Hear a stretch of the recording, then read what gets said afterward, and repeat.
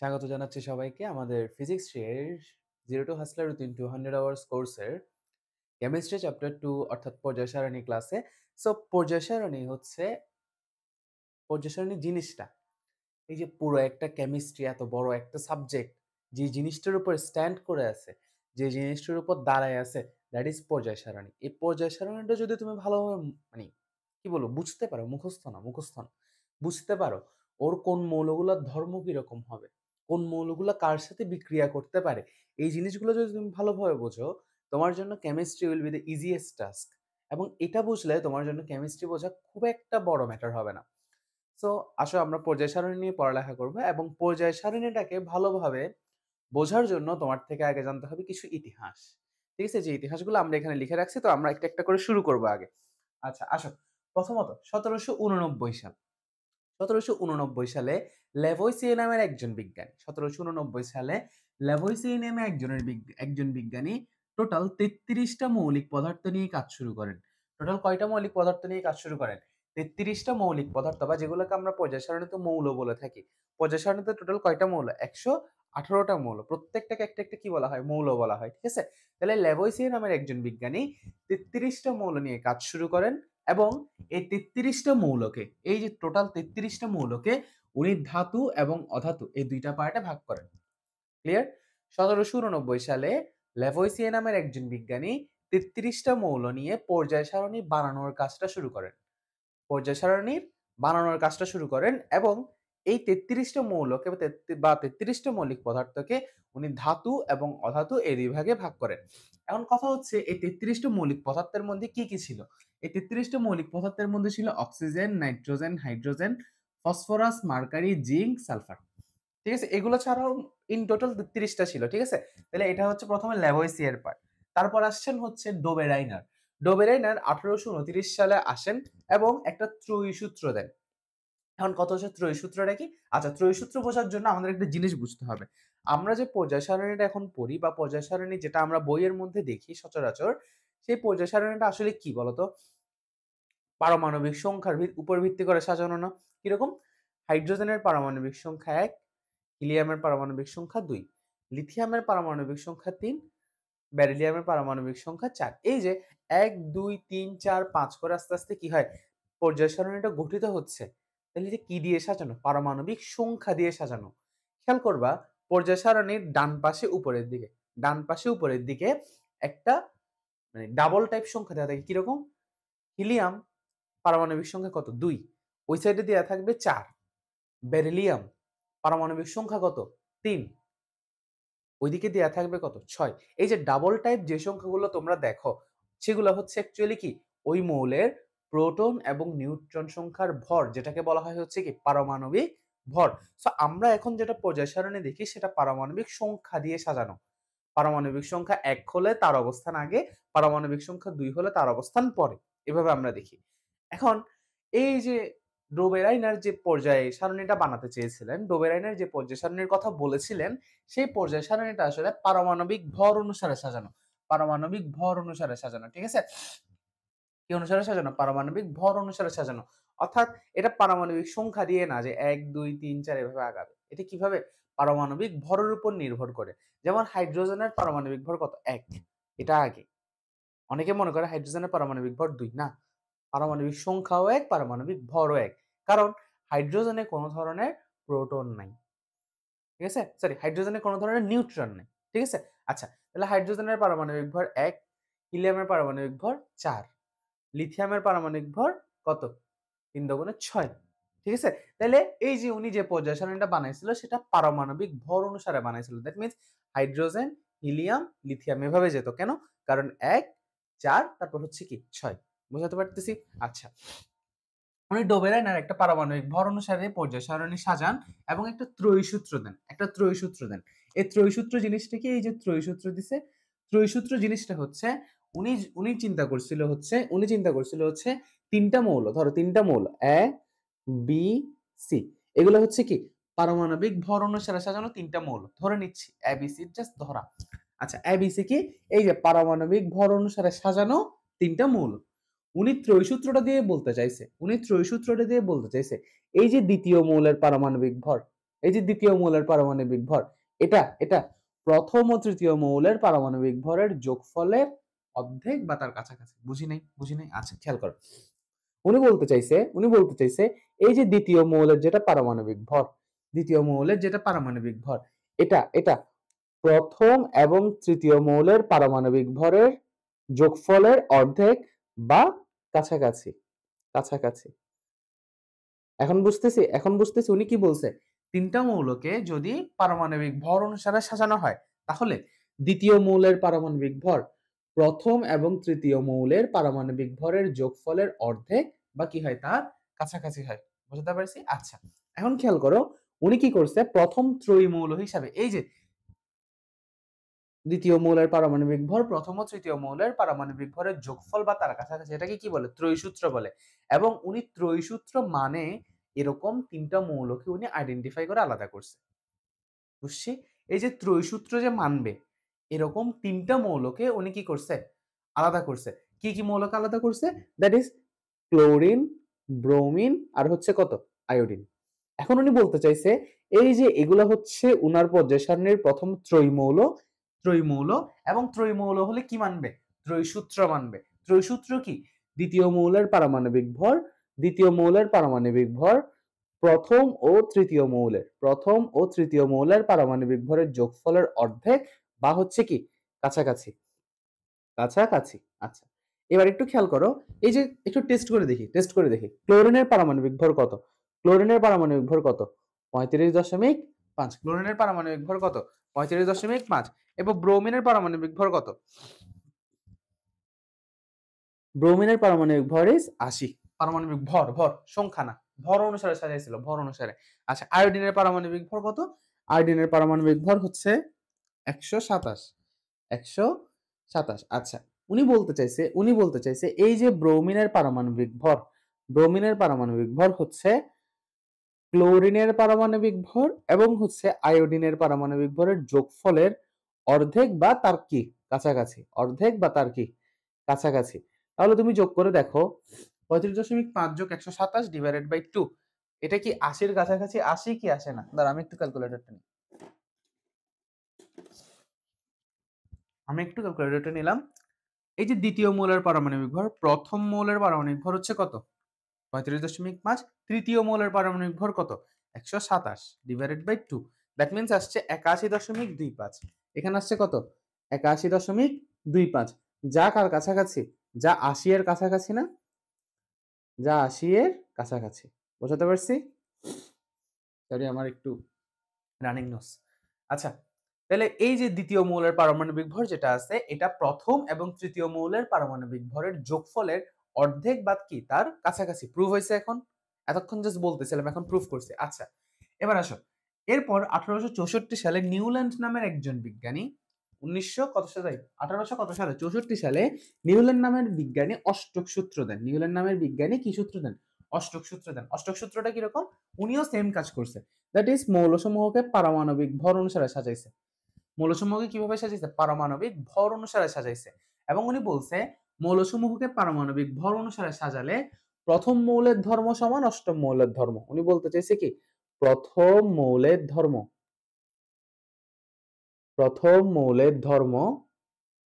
সমান হচ্ছে কি অষ্টম মৌলের ধর্ম।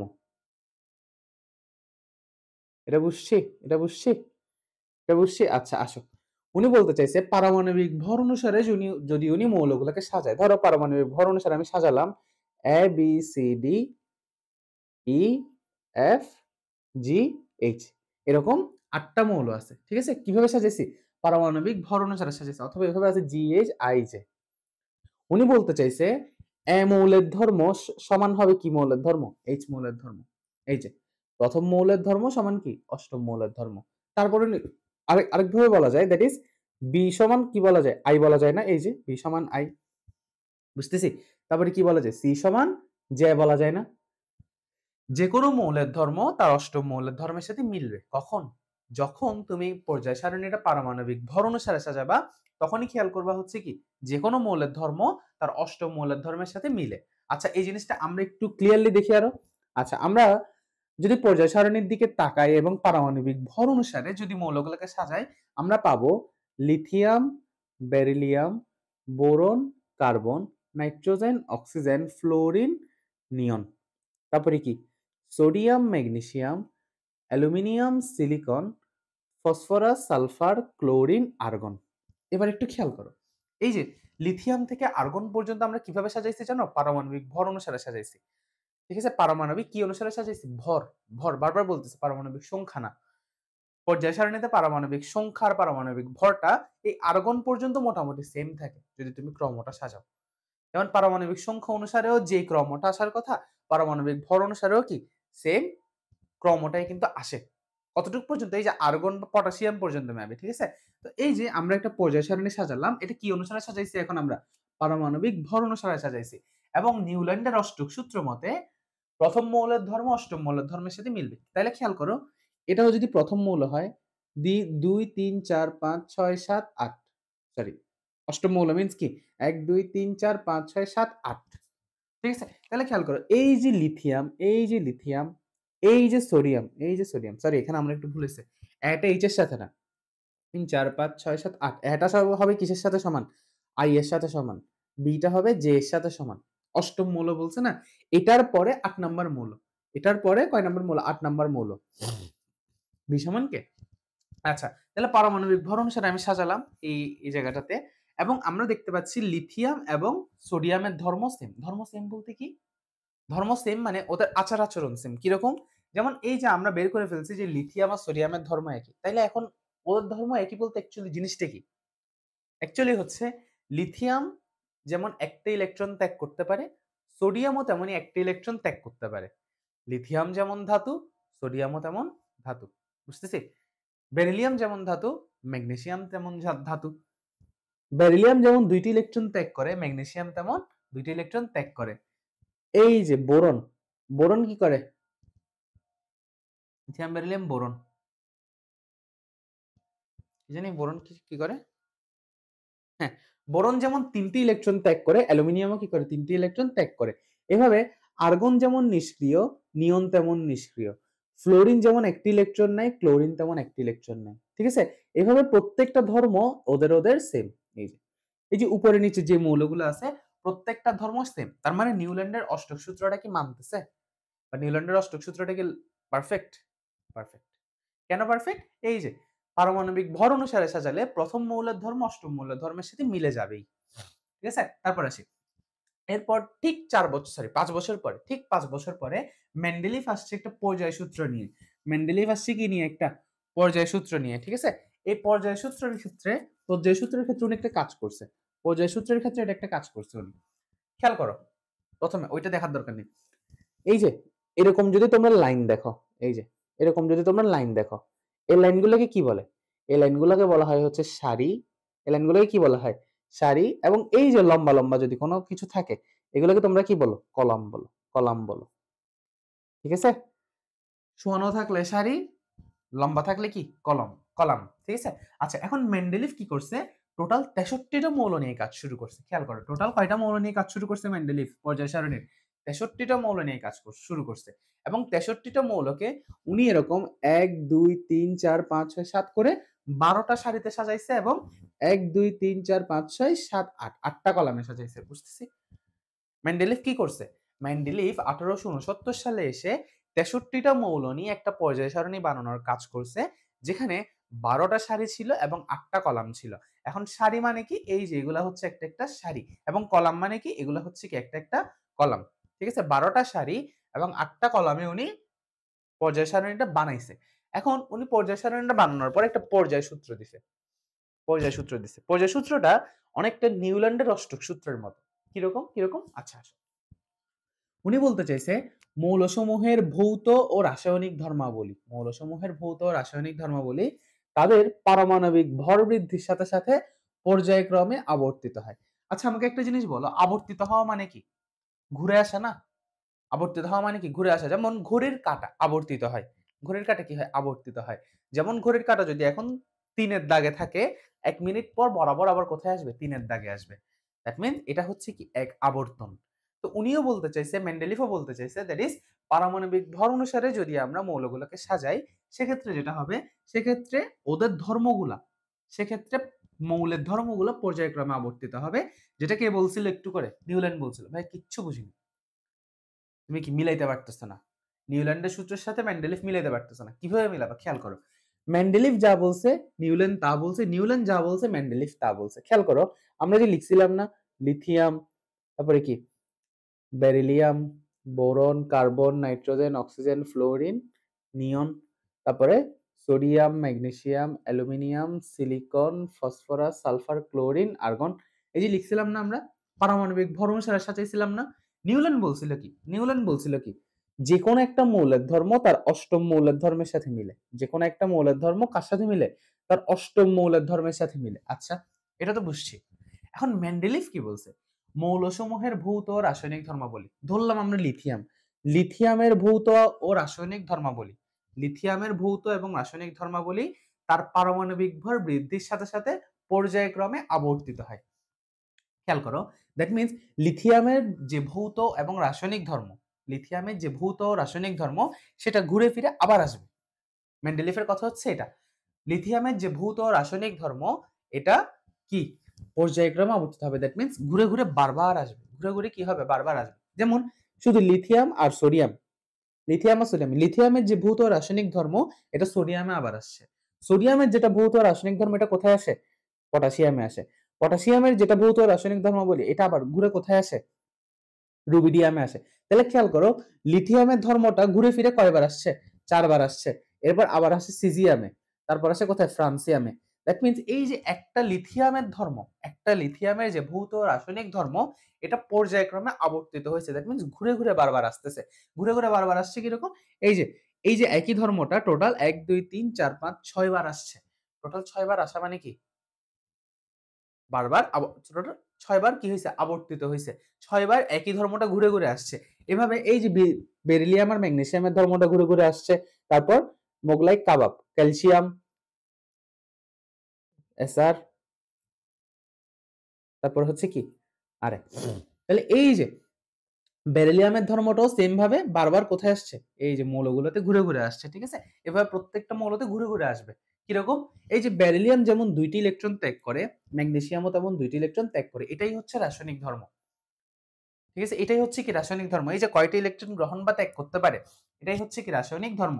তাহলে এই যে বেরিলিয়াম, ম্যাগনেসিয়াম ওরা কি কি করবে? 2টা করে ইলেকট্রন ছেড়ে দিবে। 2টা করে ইলেকট্রন কি করে দিবে?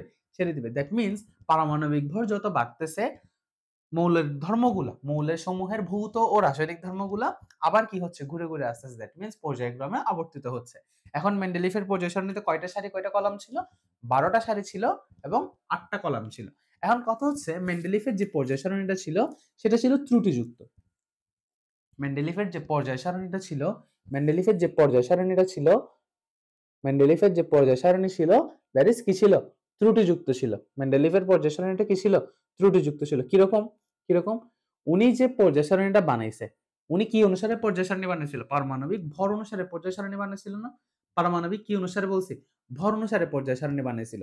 এই যে পারমাণবিক ভর অনুসারে পর্যায় সারণী বানালেও উনি একটা ভুল করে ফেলছে।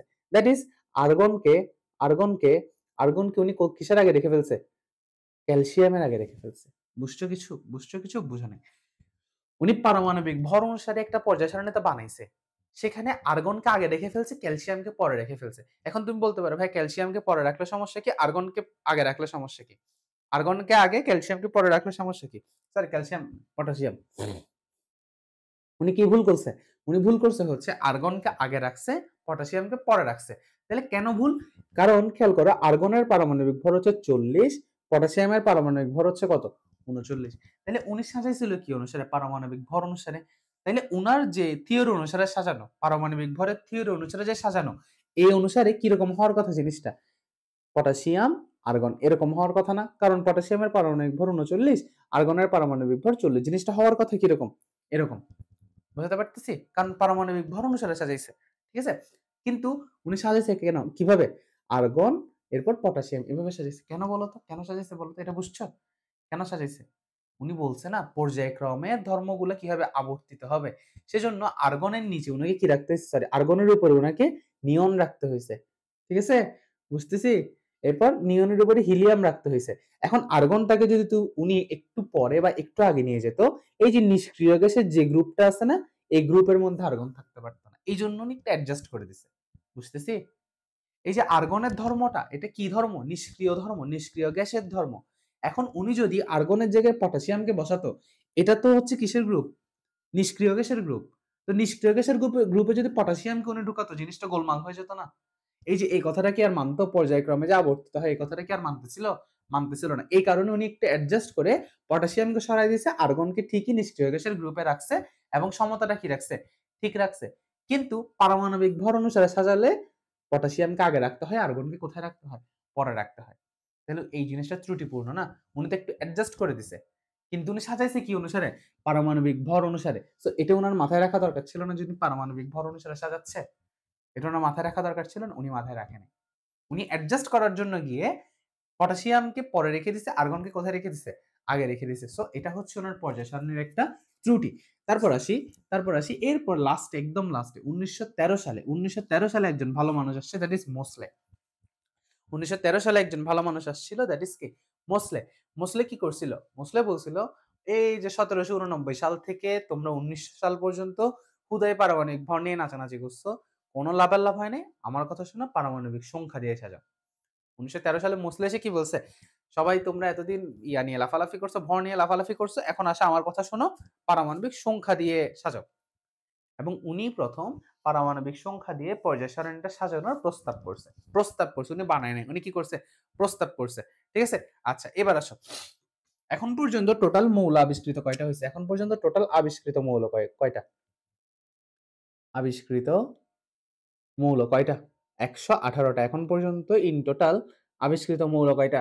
118টা। এই যে 118টা মৌল, এগুলো কেউ একজন শনাক্ত করছে না? 118টা মৌল কেউ একজন শনাক্ত করছে না? শনাক্ত করছে মিনস কি? কেউ একজন তো এটার নাম দিছে, বা কেউ একজন এটাকে আলাদা করে পর্যায় সারণীতে ঠিকভাবে বসাইছে। এই যে আলাদা করে ঠিকভাবে পর্যায় সারণীতে বসানো, শনাক্ত করা, ওদের ধর্ম আইডেন্টিফাই করা, এই জিনিসগুলো কাজগুলো কে করে? আইইউপ্যাক। এই জিনিসগুলোর কাজগুলো কি করে? আইইউপ্যাক। এখন আইইউপ্যাক মানে কি? আইইউপ্যাক মানে হচ্ছে international union for international international union for pure and applied chemistry. Applied chemistry. এই যে ইউনিয়নটা, international union for pure and applied chemistry, এই সংগঠনটা বা এই ইউনিয়নটা এখন এই যে টোটাল 118টা মৌলিক পদার্থ শনাক্ত করা, এগুলা ধরো পরিবর্তন করতে হচ্ছে, পরিমার্জন করতে হচ্ছে, পরিবর্ধন করতে হচ্ছে, এই কাজগুলো কে করে? আইইউপ্যাক করে। That means international union of pure and applied chemistry. এটা অফ হবে, এটা অফ হবে। এই জিনিসটা ভুল করবা না। এই জিনিসটা আমি ভুল করছি, এটা কি হবে? অফ হবে। বুঝতে পারছি? তাহলে এই জিনিসটা কি হবে? অফ হবে। তাহলে আসো, এতটুকুই ছিল হচ্ছে কি আমাদের in total history. In total history ছিল কি? এতটুকুই। আচ্ছা, এবার আসো আমরা যেটা পড়বো, দ্যাট ইজ পর্যায় সারণীর বৈশিষ্ট্য। অনেক বড় একটা পার্ট ছিল, that is history part. History পার্টটা বুঝলে তোমার জন্য এখন পর্যায় সারণীটা বোঝা অনেক ইজিয়ার হয়ে যাবে। কারণ তুমি জানো যে ধর্মগুলো ঘুরে ফিরে বারবার আসে। সব থেকে বড় জিনিস তুমি জানো।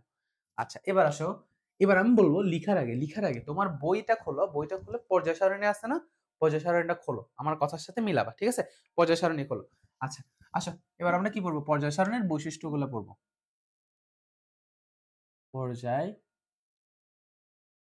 সারণীর পর্যায় সারণীর কি বৈশিষ্ট্য?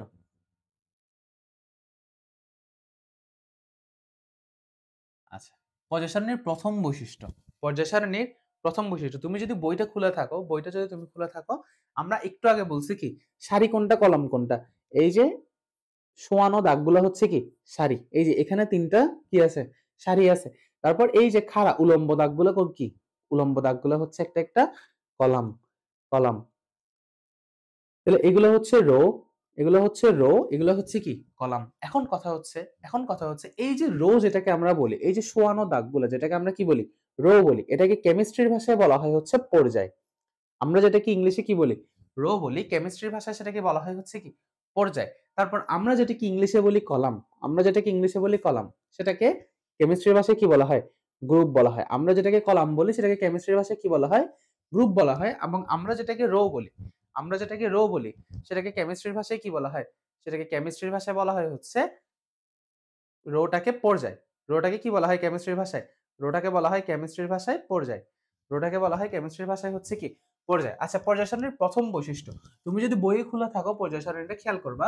পর্যায় সারণীর বৈশিষ্ট্য দেয়া আছে কিছু। দ্যাট ইজ পর্যায় সারণীতে ৭ টি পর্যায় এবং কি আছে? ১৮ টি গ্রুপ আছে। ৭ টি পর্যায়, তারপর হচ্ছে কি আছে? ১৮ টি গ্রুপ আছে। ১৮ টি গ্রুপ আছে। পর্যায় সারণীতে ৭ টি পর্যায় এবং ১৮ টি গ্রুপ আছে। আচ্ছা খেয়াল করো, আমি দেখাই দিচ্ছি। এই যে পর্যায় সারণীটা যদি তুমি খোলো বইয়ের, পর্যায় সারণীটা যদি তুমি বইয়ের খোলো, এই যে সোয়ানো দাগ আছে না? সোয়ানো দাগ যেগুলো আছে, এই যে ১ টা ২ টা ৩ টা ৪ টা দেখা যাচ্ছে? ১ টা ২ টা ৩ টা ৪ টা ৫ টা ৬ টা ৭ টা কি আছে? সোয়ানো দাগ আছে। দ্যাট মিনস এগুলা হচ্ছে কি ৭ টা পর্যায়। এবং এই যে খাড়া, খাড়া, এই যে খাড়া, খাড়া একটা, একটা কি আছে? টোটাল ১৮ টা কলাম আছে। এই ১৮ টা কলামকে কি বলা হয়? এই ১৮ টা কলামকে বলা হয়, এই ১৮ টা কলামকে বলা হয় হচ্ছে গ্রুপ। এই ১৮ টা কলামকে কি বলা হয়? গ্রুপ বলা হয়। এবং দ্বিতীয় বৈশিষ্ট্য হচ্ছে প্রতিটি পর্যায়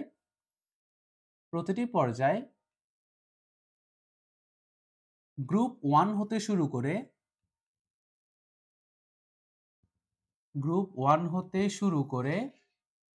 গ্রুপ 18 পর্যন্ত বিস্তৃত। প্রতিটি পর্যায়ে গ্রুপ 1 হতে শুরু করে গ্রুপ 18 পর্যন্ত কি হয়? বিস্তৃত হয়। কিরকম? আচ্ছা, খেয়াল করো। আমি যদি তোমাদেরকে আবার দেখাই জিনিসটা। এই যে প্রত্যেকটা পর্যায়, এই যে প্রত্যেকটা পর্যায়, ধরো আমি ৪ নাম্বার পর্যায়টা ধরলাম। ৪ নাম্বার পর্যায় কত থেকে শুরু হইছে? ১ নাম্বার গ্রুপ থেকে শুরু হইছে এবং কততে গিয়ে শেষ হইছে? ১৮ নাম্বার গ্রুপে গিয়ে শেষ হইছে। দ্যাট মিনস প্রত্যেকটা পর্যায় এক গ্রুপ 1 থেকে শুরু করে গ্রুপ 18 পর্যন্ত বিস্তৃত। তারপর আচ্ছা, এরপরে হচ্ছে লিখে ফেলো ল্যান্থানাইট ও অ্যাক্টিনাইটকে ল্যান্থিনাইট ও অ্যাক্টিনাইট সারিকে আলাদা লেখা হলেও ওরা যথাক্রমে পর্যায় ৬ ও ৭ এর অন্তর্ভুক্ত। পর্যায় ৬ ও ৭ এর কি? অন্তর্ভুক্ত। জিনিসটা কি?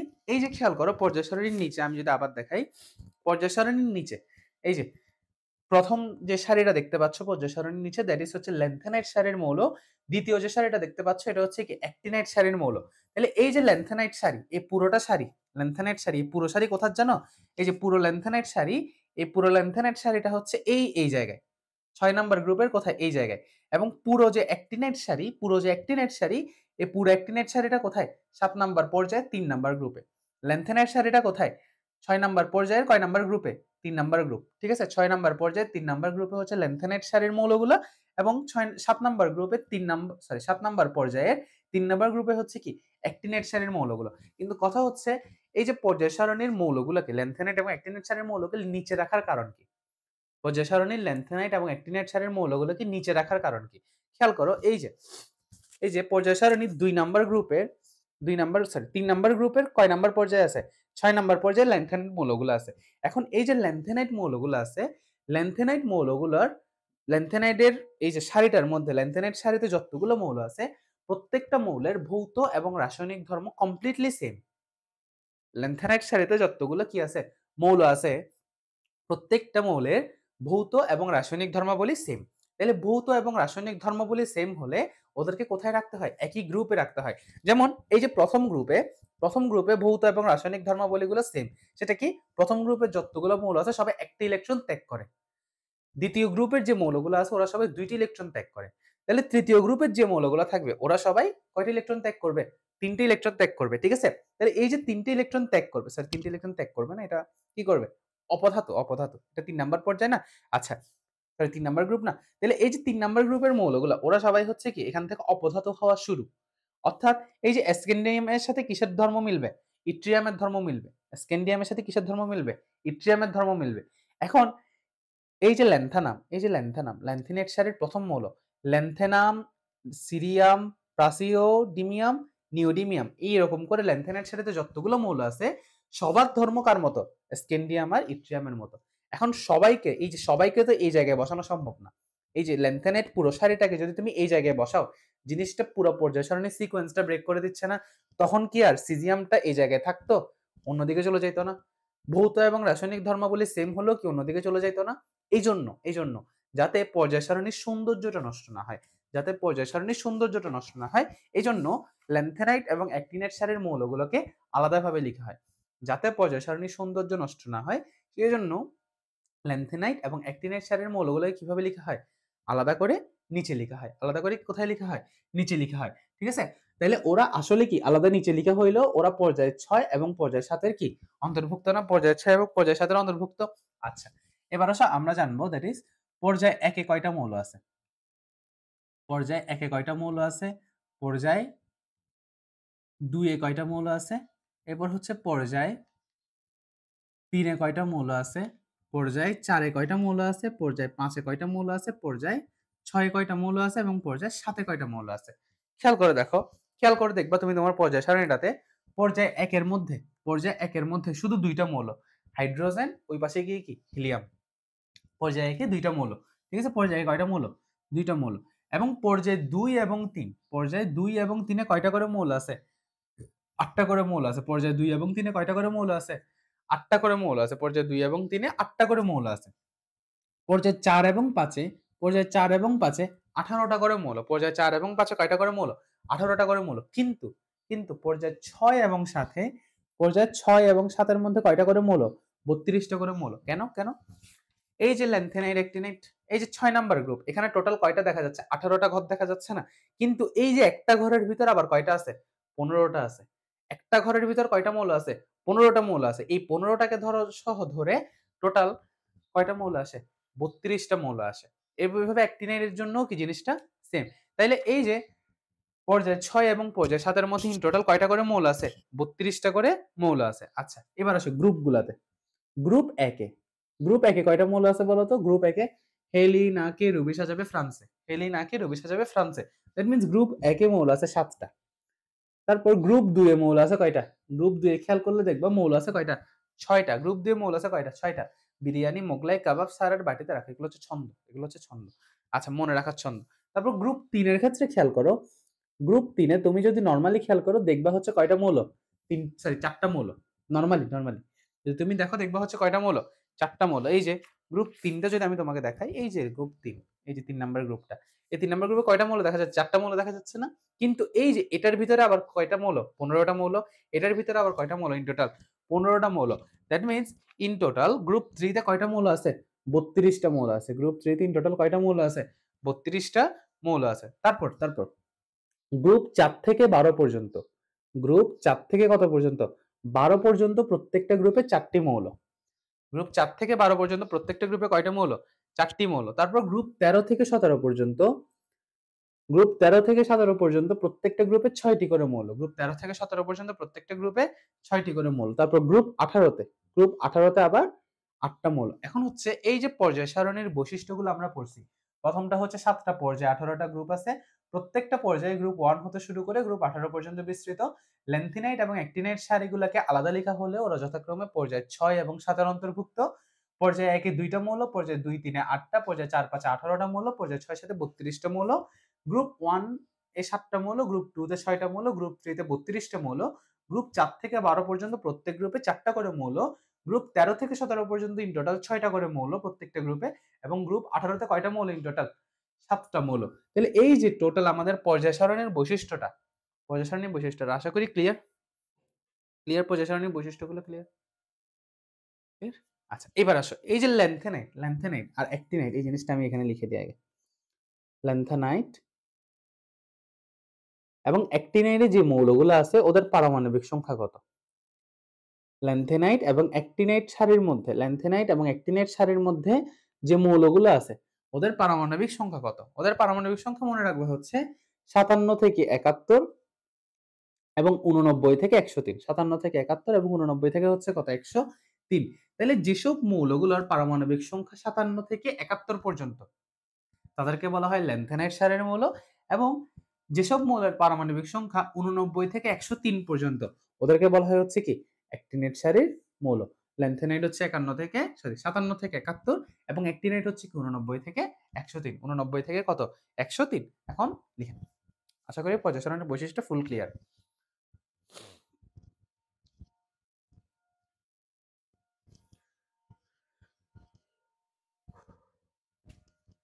আচ্ছা, এবার খেয়াল করো। আচ্ছা, এখন আমরা পর্যায় সারণীর ২ টা বৈশিষ্ট্য জানবো, স্যার ২ টা ধর্ম জানবো। পর্যায় সারণীর এতক্ষণ কি জানছিলাম? বৈশিষ্ট্য জানছি না? এখন জানবো যে ২ টা ধর্ম। পর্যায় সারণীর ২ টা ধর্ম হচ্ছে প্রথমত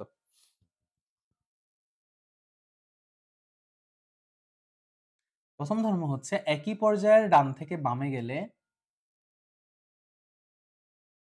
একই পর্যায়ের ডান হতে বামে গেলে একই পর্যায়ে ডান হতে বামে গেলে মৌলের ধর্ম পর্যায়ক্রমে আবর্তিত হয়। এটা আমরা অলরেডি দেখছি না? এটা আমরা অলরেডি দেখছি না কি? যে ওই যে লিথিয়াম এবং সোডিয়ামের ধর্মগুলা বারবার আসতেছে। সোডিয়াম এবং কিসের ধর্ম? পটাশিয়ামের ধর্ম বারবার আসতেছে। দ্যাট মিনস একই পর্যায়ে ডান হতে বামে গেলে মৌলের ধর্ম পর্যায়ক্রমে কি হয়? আবর্তিত হয়। যেমন লিথিয়ামের ধর্মটা আবার ঘুরে কোথায় আসছে? সোডিয়ামে আসছে। দ্যাট মিনস কি হচ্ছে? আবর্তিত হচ্ছে। লিথিয়ামের ধর্মটা ঘুরে ফিরে আবার কোথায় আসতেছিল? সোডিয়ামে আসতেছিল। সোডিয়ামের ধর্মটা আবার ঘুরে ফিরে কোথায় আসতেছিল? পটাশিয়ামে আসতেছিল। পটাশিয়ামের ধর্মটা আবার কোথায় আসতেছিল? ঘুরে ফিরে রুবিডিয়ামে আসতেছিল। দ্যাট মিনস প্রত্যেকটা মৌলের ধর্ম কি হচ্ছিল? আবর্তিত হচ্ছিল। ঘুরে ঘুরে বারবার আসতেছিল। ঘুরে ঘুরে বারবার আসতেছিল। এবং পর্যায় সারণীর দ্বিতীয় ধর্মটা হচ্ছে একই গ্রুপের মৌলসমূহের ধর্ম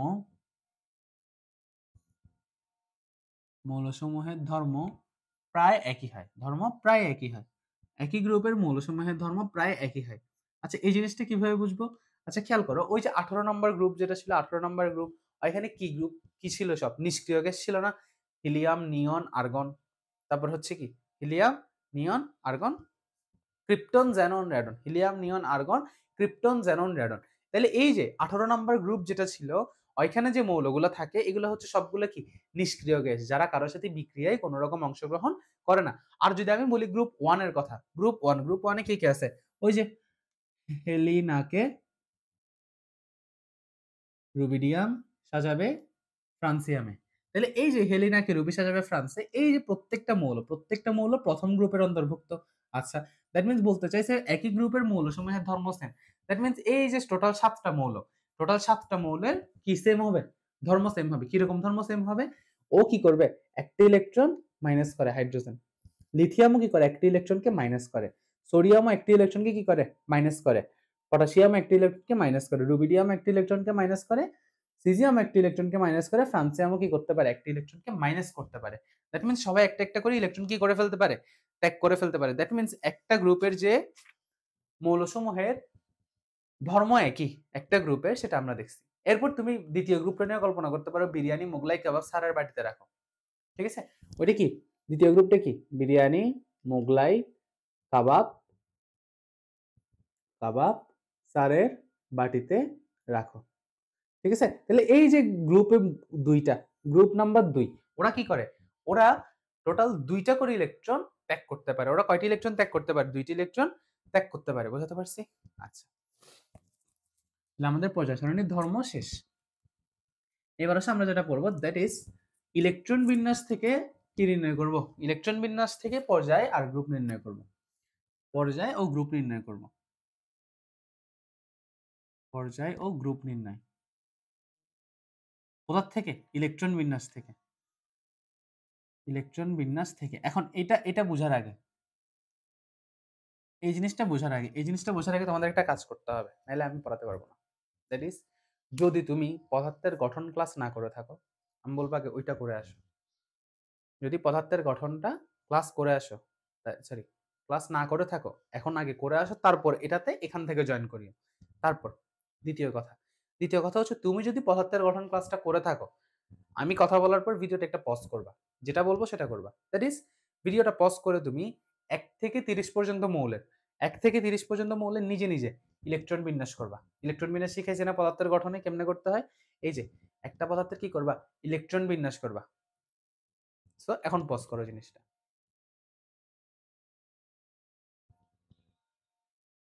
এই থাকবা না। আচ্ছা, ধরো আসছো, ধরে নিলাম আসছো। তাহলে তুমি যদি 30 টা মৌলের পারমাণবিক 30 টা মৌলের ইলেকট্রন বিন্যাস করে থাকো, এবং এখন আমরা যেটা করব সেটা হচ্ছে ওই ইলেকট্রন বিন্যাস থেকে পর্যায় সারণীতে তোমার মৌলের অবস্থান নির্ণয় করব। তুমি যদি আসলেই 30 টা মৌলের ইলেকট্রন বিন্যাস করে থাকো, এটা একটু রাখো।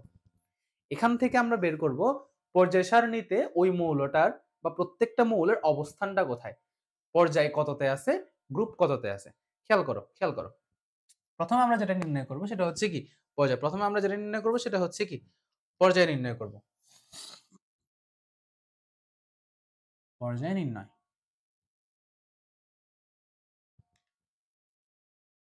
আচ্ছা, পর্যায় নির্ণয় করবা কিভাবে, সেটা হচ্ছে সর্বোচ্চ কোয়ান্টাম সংখ্যা। পর্যায় মানে হচ্ছে কি সর্বোচ্চ কোয়ান্টাম সংখ্যা। বুঝো নাই? সর্বোচ্চ কোয়ান্টাম সংখ্যা। যদি তুমি পদার্থের গঠন ক্লাস না করে আসো, বারবার বলছি করে আসো, কোয়ান্টাম সংখ্যা কি আমি পদার্থের গঠন ক্লাসে বলছি। আচ্ছা, তাহলে এবার খেয়াল করো, ধরো আমি পর্যায় নির্ণয় করব। একটা মৌলের আমি কি নির্ণয় করব, পর্যায় নির্ণয় করব। খেয়াল করো, লিথিয়ামের পারমাণবিক কত, সংখ্যা কত, 3। এটার ইলেকট্রন বিন্যাস করলে কি আসে, 1s2 2s1, 1s2 কি 2s1। তাহলে এখানে খেয়াল করো, প্রধান কোয়ান্টাম সংখ্যা কোনটাকে বলে, উপশক্তি স্তর যেগুলো আছে sp,df, এগুলোর আগে যে সংখ্যাগুলো থাকে, এগুলাই হচ্ছে কি কোয়ান্টাম সংখ্যা, সর্বোচ্চ প্রধান কোয়ান্টাম সংখ্যা, সর্বোচ্চ প্রধান কোয়ান্টাম সংখ্যা। তাহলে এই যে উপশক্তি স্তর s, এগুলোর আগে যে সংখ্যাগুলো থাকে, সেগুলোকে বলা হয় হচ্ছে কি প্রধান কোয়ান্টাম সংখ্যা। এবং পর্যায় নির্ণয় করার ওয়ে হচ্ছে সর্বোচ্চ প্রধান কোয়ান্টাম সংখ্যাটি নিতে হয়, সর্বোচ্চ প্রধান কোয়ান্টাম সংখ্যা। তাহলে খেয়াল করো, এখানে কোয়ান্টাম সংখ্যা ইন টোটাল কয়টা, 2টা, 1 এবং 2। তাহলে এই যে 1 এবং 2, এর মধ্যে সর্বোচ্চ কোনটা, সব থেকে বড় কোনটা, 2 না? দ্যাট মিন্স লিথিয়াম পর্যায় কততে আছে, 2 তে আছে। লিথিয়াম পর্যায় 2 তে আছে। যদি তুমি না বসো, আচ্ছা কার্বনেরটা করি। কার্বন কত, 6 না? আচ্ছা, 1s2 2s2 2p2, 1s2 2s2 2p2। তাহলে খেয়াল করো, এই যে এখানের মধ্যে সর্বোচ্চ প্রধান কোয়ান্টাম সংখ্যাটা আমাদের বের করতে হবে। প্রথমে আসো প্রধান কোয়ান্টাম সংখ্যা কোনগুলা, এই যে উপশক্তি স্তরের পাশে যে সংখ্যা, এগুলাই হচ্ছে কি প্রধান কোয়ান্টাম সংখ্যা। উপশক্তি স্তরের পাশে যে সংখ্যা, এগুলোকে বলা হচ্ছে কি প্রধান কোয়ান্টাম সংখ্যা। তাহলে এখানে খেয়াল করো, টোটাল কয়টা কোয়ান্টাম সংখ্যা আছে, 2টা কোয়ান্টাম সংখ্যা আছে, 1 2 2। সেমই তো, 2 তো 2। তাহলে 1 এবং 2, তার মানে এই যে সর্বোচ্চ প্রধান কোয়ান্টাম সংখ্যা কত, এখানে 2 না? এখানের মধ্যে সর্বোচ্চ কোনটা, 2 নাম্বারটা, দ্যাট মিন্স কত, 2। তাহলে এই যে সর্বোচ্চ প্রধান কোয়ান্টাম সংখ্যা, এটাই হচ্ছে কি পর্যায়। দ্যাট মিন্স কার্বনও কোন পর্যায়ে আছে, দ্বিতীয় পর্যায়ে আছে। দ্বিতীয় পর্যায় মিন্স কোনটা, এটা প্রথম পর্যায় এবং এটা হচ্ছে কি দ্বিতীয় পর্যায়, এখানের মধ্যে কার্বনটা আছে। বুঝতে পারছি? তারপর আসো, যদি আমি ইয়ার ইলেকট্রন বিন্যাস করি, যে ক্যালসিয়ামের ইলেকট্রন বিন্যাস করলাম। ক্যালসিয়াম কত, 20 না? ক্যালসিয়াম কত, 20 না? আসো, 1s2 2s2 2p6 3s2 3p6 4s2, কত হয়েছে, 6 7 8 9 10 11 12 13 14 15 16 18 19 20। তাহলে এতটুকু হচ্ছে কি আমাদের ক্যালসিয়ামের ইলেকট্রন বিন্যাস, এতটুকু হচ্ছে কি আমাদের ক্যালসিয়ামের ইলেকট্রন বিন্যাস। তাহলে এখানে খেয়াল করো, প্রধান কোয়ান্টাম সংখ্যা কত কত আছে, 1 আছে, 2 আছে, 3 আছে, 4 আছে। 1 আছে, 2 আছে, 3 আছে, 4 আছে। তাহলে এই যে প্রত্যেকটা কোয়ান্টাম সংখ্যা 1 2 3 4, এই কোয়ান্টাম সংখ্যাগুলোর মধ্যে সবথেকে বড় কোনটা বা সর্বোচ্চ কোনটা কোয়ান্টাম সংখ্যা, এই যে 4 কোয়ান্টাম সংখ্যাটা হচ্ছে কি সবথেকে বড়। 4 কোয়ান্টাম সংখ্যাটা হচ্ছে কি সবথেকে বড়। দ্যাট মিন্স ক্যালসিয়ামের পর্যায় নাম্বার কত, 4। দ্যাট মিন্স ক্যালসিয়াম কোথায় অবস্থিত, এই যে 4 নাম্বার পর্যায়ে, এই যে 4 নাম্বার পর্যায়ে ক্যালসিয়াম। বুঝতে পারতেছি? আচ্ছা, একটা জিনিস শেয়ার করি, দ্যাট ইজ এই যে প্রধান কোয়ান্টাম সংখ্যা আমরা বলতেছি বারবার, এই যে প্রধান কোয়ান্টাম সংখ্যা, এটা মানে কি জানো, প্রধান কোয়ান্টাম সংখ্যা, প্রধান কোয়ান্টাম সংখ্যা না, সর্বোচ্চ প্রধান কোয়ান্টাম সংখ্যা, এটা মানে কি জানো? খুবই মজার জিনিস, রিলেট করতে পারবে এখন থেকে। সর্বোচ্চ প্রধান কোয়ান্টাম সংখ্যা মানে হচ্ছে শক্তিস্তর সংখ্যা। সর্বোচ্চ প্রধান কোয়ান্টাম সংখ্যা মানে হচ্ছে কি শক্তিস্তর সংখ্যা। মানে কি, মানে হচ্ছে লিথিয়ামের সর্বোচ্চ প্রধান কোয়ান্টাম সংখ্যা কত, 2 না? লিথিয়ামের সর্বোচ্চ প্রধান কোয়ান্টাম সংখ্যা কত, 2। দ্যাট মিন্স লিথিয়ামের শক্তি স্তর কয়টা, 2টা। যদি এটা একটা লিথিয়াম পরমাণু হয়, শক্তি স্তর কয়টা থাকবে, 2টা থাকবে। ঠিক আছে? এরপর ক্যালসিয়ামের প্রধান সর্বোচ্চ কোয়ান্টাম সংখ্যা কত, ক্যালসিয়ামের সর্বোচ্চ প্রধান কোয়ান্টাম সংখ্যা হচ্ছে কত, 4। দ্যাট মিন্স ক্যালসিয়াম যদি একটা পরমাণু থাকে, এখানে টোটাল কয়টা কি থাকবে, কক্ষপথ থাকবে, ইন টোটাল 4টা শক্তি স্তর বা 4টা কক্ষপথ থাকবে। বুঝতে পারছি? সর্বোচ্চ প্রধান কোয়ান্টাম সংখ্যা মানে হচ্ছে কি অ্যাকচুয়ালি শক্তি স্তর সংখ্যা। সর্বোচ্চ প্রধান কোয়ান্টাম সংখ্যা মানে হচ্ছে অ্যাকচুয়ালি কি শক্তি স্তর সংখ্যা। আচ্ছা, এবার খেয়াল করো। এবার আমরা যেটা নির্ণয় করব দ্যাট ইজ গ্রুপ নির্ণয় করব। গ্রুপ নির্ণয় করব।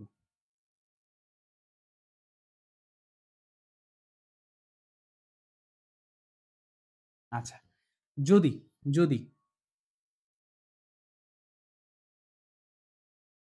শুধু S থাকে তাহলে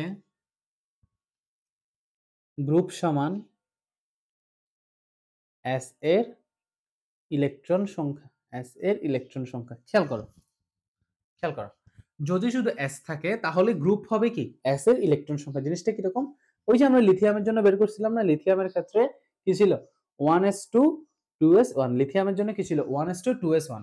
তাহলে যদি শুধু S থাকে তাহলে এখানে কি আছে লাস্টে শুধু S আছে না, লাস্টে লাস্টে যদি শুধু S থাকে কোথায় লাস্টে, যদি শুধু কি থাকে S থাকে তাহলে S এর ইলেকট্রন সংখ্যাটাই হচ্ছে কি গ্রুপ সংখ্যা। দ্যাট মিন্স S এখানে ইলেকট্রন আছে কয়টা একটা। দ্যাট মিন্স লিথিয়ামের গ্রুপ কত এক। বুঝছি? যদি শুধু লাস্টে কি থাকে S থাকে, লাস্টে যদি শুধু কি থাকে S থাকে তাহলে সেই S এর ইলেকট্রন সংখ্যাটাই হচ্ছে কি গ্রুপ সংখ্যা। S এর ইলেকট্রন সংখ্যা, এই যে S এর ইলেকট্রন সংখ্যা কত এক। দ্যাট মিন্স গ্রুপ কত এক। আচ্ছা, এবার যদি আমি কি করা যায়, ধরো ম্যাগনেসিয়ামের ইলেকট্রন বিন্যাস করি। ম্যাগনেসিয়ামের ইলেকট্রন বিন্যাস 1s2 2s2 2p6 3s2। তাহলে লাস্টে কি আছে শুধু S আছে না, লাস্টে কি আছে শুধু S আছে। তাহলে লাস্টে যদি শুধু S থাকে এই S এর ইলেকট্রন সংখ্যাটাই হচ্ছে কি গ্রুপ নাম্বার। তাহলে লাস্টে এখানে কি আছে ইলেকট্রন কয়টা আছে দুইটা আছে। ইলেকট্রন কয়টা আছে দুইটা আছে। তাহলে ইলেকট্রন যে দুইটা আছে, ইলেকট্রন যে দুইটা আছে, এই ইলেকট্রন দুইটাই হচ্ছে কি আমাদের group number. That means magnesium হচ্ছে কি 2 number group. That means magnesium হচ্ছে কয় নাম্বার গ্রুপ 2 নাম্বার গ্রুপ। আশা করি বোঝাতে পারছি। তাহলে যদি লাস্টে শুধু S থাকে, শুধু S কথাটা আমি বারবার বলার কারণ আছে, শুধু S কথাটা বলার কারণ আছে। আচ্ছা, লাস্টে যদি শুধু S থাকে তাহলে এই যে S এর ইলেকট্রন সংখ্যা যেটা, S এর ইলেকট্রন সংখ্যা যেটা সেটাই হচ্ছে কি গ্রুপ নাম্বার। S এর যেটা ইলেকট্রন সংখ্যা ওইটাই হচ্ছে কি গ্রুপ নাম্বার। তারপর আসো, যদি S এর পর P থাকে, যদি S এর পর P থাকে তাহলে তাহলে গ্রুপ হবে, যদি S এর পর P থাকে তাহলে গ্রুপ হবে S প্লাস P প্লাস 10। বুঝিনি? খেয়াল করো, যদি S এর পর P থাকে তাহলে গ্রুপ সমান হবে হচ্ছে S এর ইলেকট্রন সংখ্যা যোগ P এর ইলেকট্রন সংখ্যা যোগ কত 10। যদি S এর পর P থাকে তাহলে গ্রুপ হবে S এর ইলেকট্রন সংখ্যা যোগ P এর ইলেকট্রন সংখ্যা যোগ কত 10। যেমন ধরো আমি যদি কার্বনের ইলেকট্রন বিন্যাস করি, কার্বনের ইলেকট্রন বিন্যাস করি কি আসবে 1s2 2s2 2p2। 1s2 2s2 কি 2p2।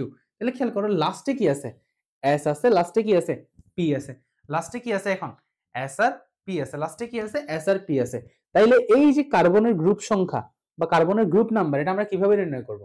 S এর ইলেকট্রন সংখ্যা দ্যাট মিন্স 2 যোগ P এর ইলেকট্রন সংখ্যা দ্যাট মিন্স কত 2 যোগ 10 সমান কত 14। দ্যাট মিন্স কার্বনের গ্রুপ নাম্বার হচ্ছে কত 14। কার্বন 14 নাম্বার গ্রুপে অবস্থিত। তারপর ধরো আমি যদি এবার চিন্তা করি যে অ্যালুমিনিয়াম, অ্যালুমিনিয়ামের পারমাণবিক সংখ্যা কত 13 না, অ্যালুমিনিয়ামের পারমাণবিক সংখ্যা কত 13। আসলে ইলেকট্রন বিন্যাস করো 1s2 2s2 2p6 3s2 তারপর হচ্ছে কত 3p 6 7 8 9 10 11 12 13 3p1। ঠিক আছে? তাহলে লাস্টে লাস্টে খেয়াল করো, লাস্টে খেয়াল করো লাস্টে কি আছে S আছে P আছে। লাস্টে কি আছে S আছে আর P আছে। তাহলে যদি লাস্টে S আর P থাকে এই যে অ্যালুমিনিয়ামের গ্রুপ কত হবে, অ্যালুমিনিয়ামের গ্রুপ হবে S এর ইলেকট্রন সংখ্যা যোগ P এর ইলেকট্রন সংখ্যা যোগ হচ্ছে কত 10। S এর ইলেকট্রন সংখ্যা যোগ P এর ইলেকট্রন সংখ্যা যোগ কত 10। দ্যাট মিন্স গ্রুপ কত 10 যোগ 1 যোগ 2 13। তার মানে অ্যালুমিনিয়ামের গ্রুপ নাম্বার হচ্ছে কত 13। অ্যালুমিনিয়াম 13 নাম্বার গ্রুপে অবস্থিত। অ্যালুমিনিয়াম কোথায় অবস্থিত 13 নাম্বার গ্রুপে অবস্থিত। আচ্ছা, এবার আসো লাস্ট জিনিস গ্রুপে S এর আগে যদি D থাকে, S এর S এর আগে যদি কি থাকে D থাকে, S এর আগে যদি D থাকে, খেয়াল করবে আগে আমি বারবার বলতেছি S এর আগে যদি কি থাকে D থাকে তাহলে জাস্ট S প্লাস D। তাহলে জাস্ট কি S প্লাস D বুঝি নাই। যদি S এর আগে D থাকে তাহলে কি করবা ওইটা গ্রুপ নির্ণয় করবা কিভাবে, তাহলে গ্রুপ হবে তাহলে গ্রুপ হবে S plus D. S plus D মানে হচ্ছে কি এস এর ইলেকট্রন সংখ্যা যোগ ডি এর ইলেকট্রন সংখ্যা। এস এর ইলেকট্রন সংখ্যা যোগ হচ্ছে কি ডি এর ইলেকট্রন সংখ্যা। ধরো ধরো আমি যদি ফেরাস ফেরাস নিয়ে একটু কথা বলি। ফেরাস ফেরাস কত 26 না? 26 নিয়ে ইলেকট্রন বিন্যাস করি তো 1s2 2s2 2p6 3s2 3p6 কত 3p6 4s2 কত হয়েছে 20 হয়েছে না? 2 4 10 12 18 20। আচ্ছা এরপরে কি আছে 20 3d6 বুঝছি 3d কত 6। তাহলে খেয়াল করো এই যে এখানে লাস্টে কি আছে ডি আছে, ডি এর আগে কি আছে এস আছে।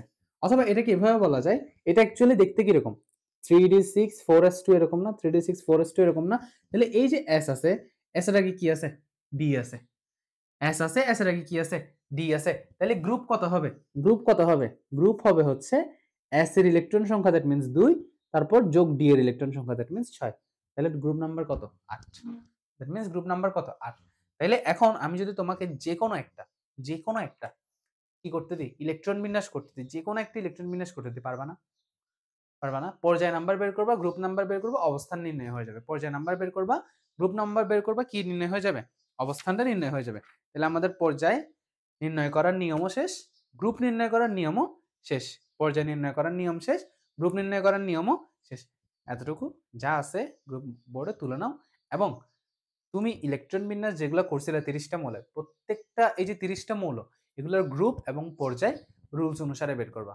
গ্রুপ এবং পর্যায় রুলস অনুসারে বের করবা। দেখি বের করো।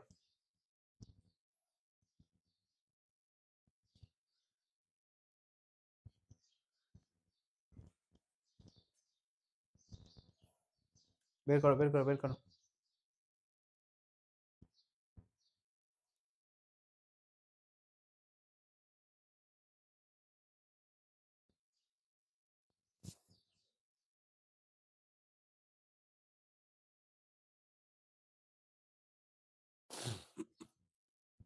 আচ্ছা এবার আসো,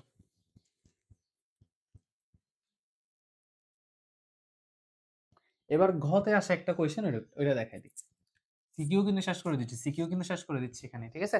আচ্ছা এবার আসো, মাঝে মধ্যে বলে ধরো দুইটা মৌল দিয়ে দিতে পারে, যেমন ধরো উদ্দীপকে দিয়ে দিছে দুইটা মৌল, একটা হচ্ছে সোডিয়াম একটা হচ্ছে কি ক্লোরিন। উদ্দীপকে দিয়ে দিছে সোডিয়াম আর ক্লোরিন।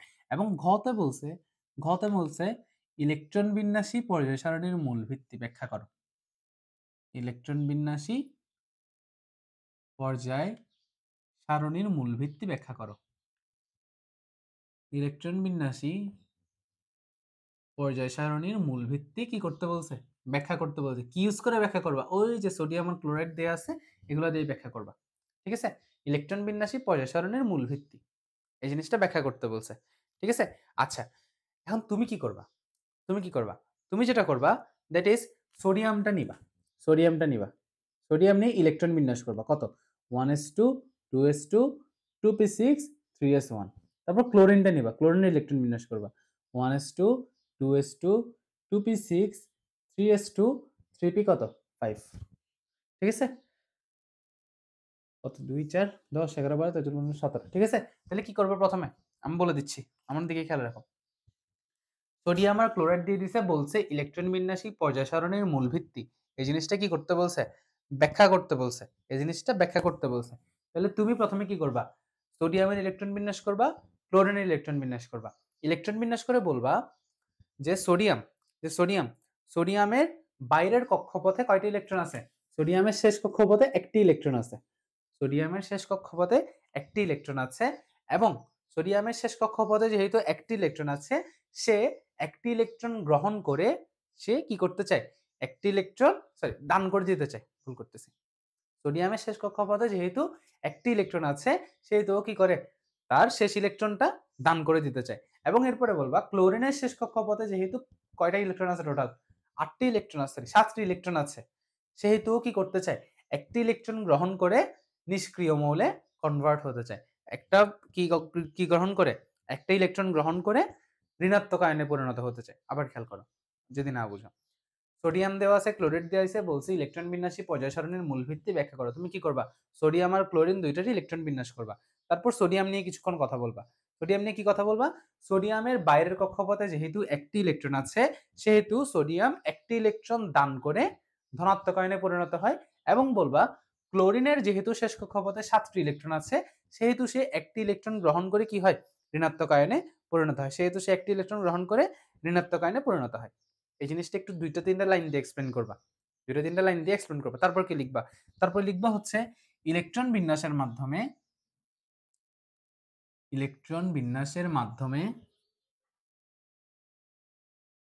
পর্যায় সারণীতে মৌলের অবস্থান, পর্যায় সারণীতে মৌলের অবস্থান। ইলেকট্রন বিন্যাসের মাধ্যমে পর্যায় সারণীতে মৌলের অবস্থান, ইলেকট্রন বিন্যাসের মাধ্যমে পর্যায় সারণীতে মৌলের অবস্থান ও মৌলের ধর্ম ব্যাখ্যা করা যায়, ও মৌলসমূহের ধর্ম ব্যাখ্যা করা যায়। তাই ইলেকট্রন বিন্যাসকে পর্যায় সারণীর মূল ভিত্তি বলা হয়। তাহলে তুমি কি করবে? প্রথমে সোডিয়ামের ইলেকট্রন বিন্যাস করবা, ক্লোরিনের ইলেকট্রন বিন্যাস করবা। সোডিয়াম নিয়ে কথা বলবা কি? সোডিয়ামের যেহেতু বাইরের কক্ষপথে একটি ইলেকট্রন আছে, ও একটি ইলেকট্রন দান করে ধনাত্মক আয়নে পরিণত হয়। এবং ক্লোরিনের যেহেতু বাইরের কক্ষপথে টোটাল 7টি ইলেকট্রন আছে, সেহেতু একটি ইলেকট্রন গ্রহণ করে, হ্যাঁ, একটি ইলেকট্রন গ্রহণ করে ঋণাত্মক আয়নে পরিণত হয়। এবং যেহেতু ইলেকট্রন বিন্যাসের মাধ্যমে পর্যায় সারণীতে মৌলের অবস্থান এবং মৌলসমূহের ধর্ম ব্যাখ্যা করা যায়, সেহেতু কি বলা হয়? ইলেকট্রন বিন্যাসই হচ্ছে পর্যায় সারণীর মূল ভিত্তি। ইলেকট্রন বিন্যাসই হচ্ছে কি পর্যায় সারণীর মূল ভিত্তি। বুঝতে পারছি? আচ্ছা, এবার আসো। এবার আমরা যেটা দেখব, দ্যাট ইজ মৌলের পর্যায়বৃত্ত ধর্ম। মৌলের পর্যায়বৃত্ত ধর্ম। মৌলের পর্যায়বৃত্ত ধর্ম।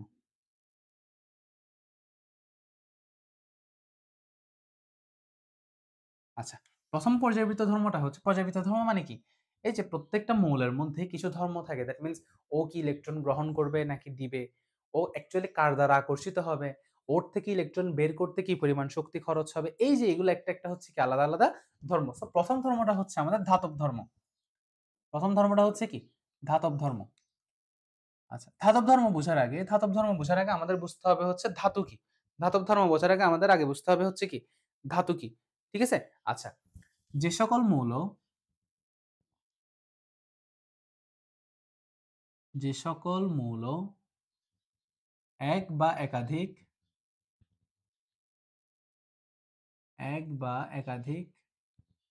ইলেকট্রন ত্যাগ করে, যে সকল মৌল এক বা একাধিক ইলেকট্রন ত্যাগ করে, তাকে কি বলা হয়?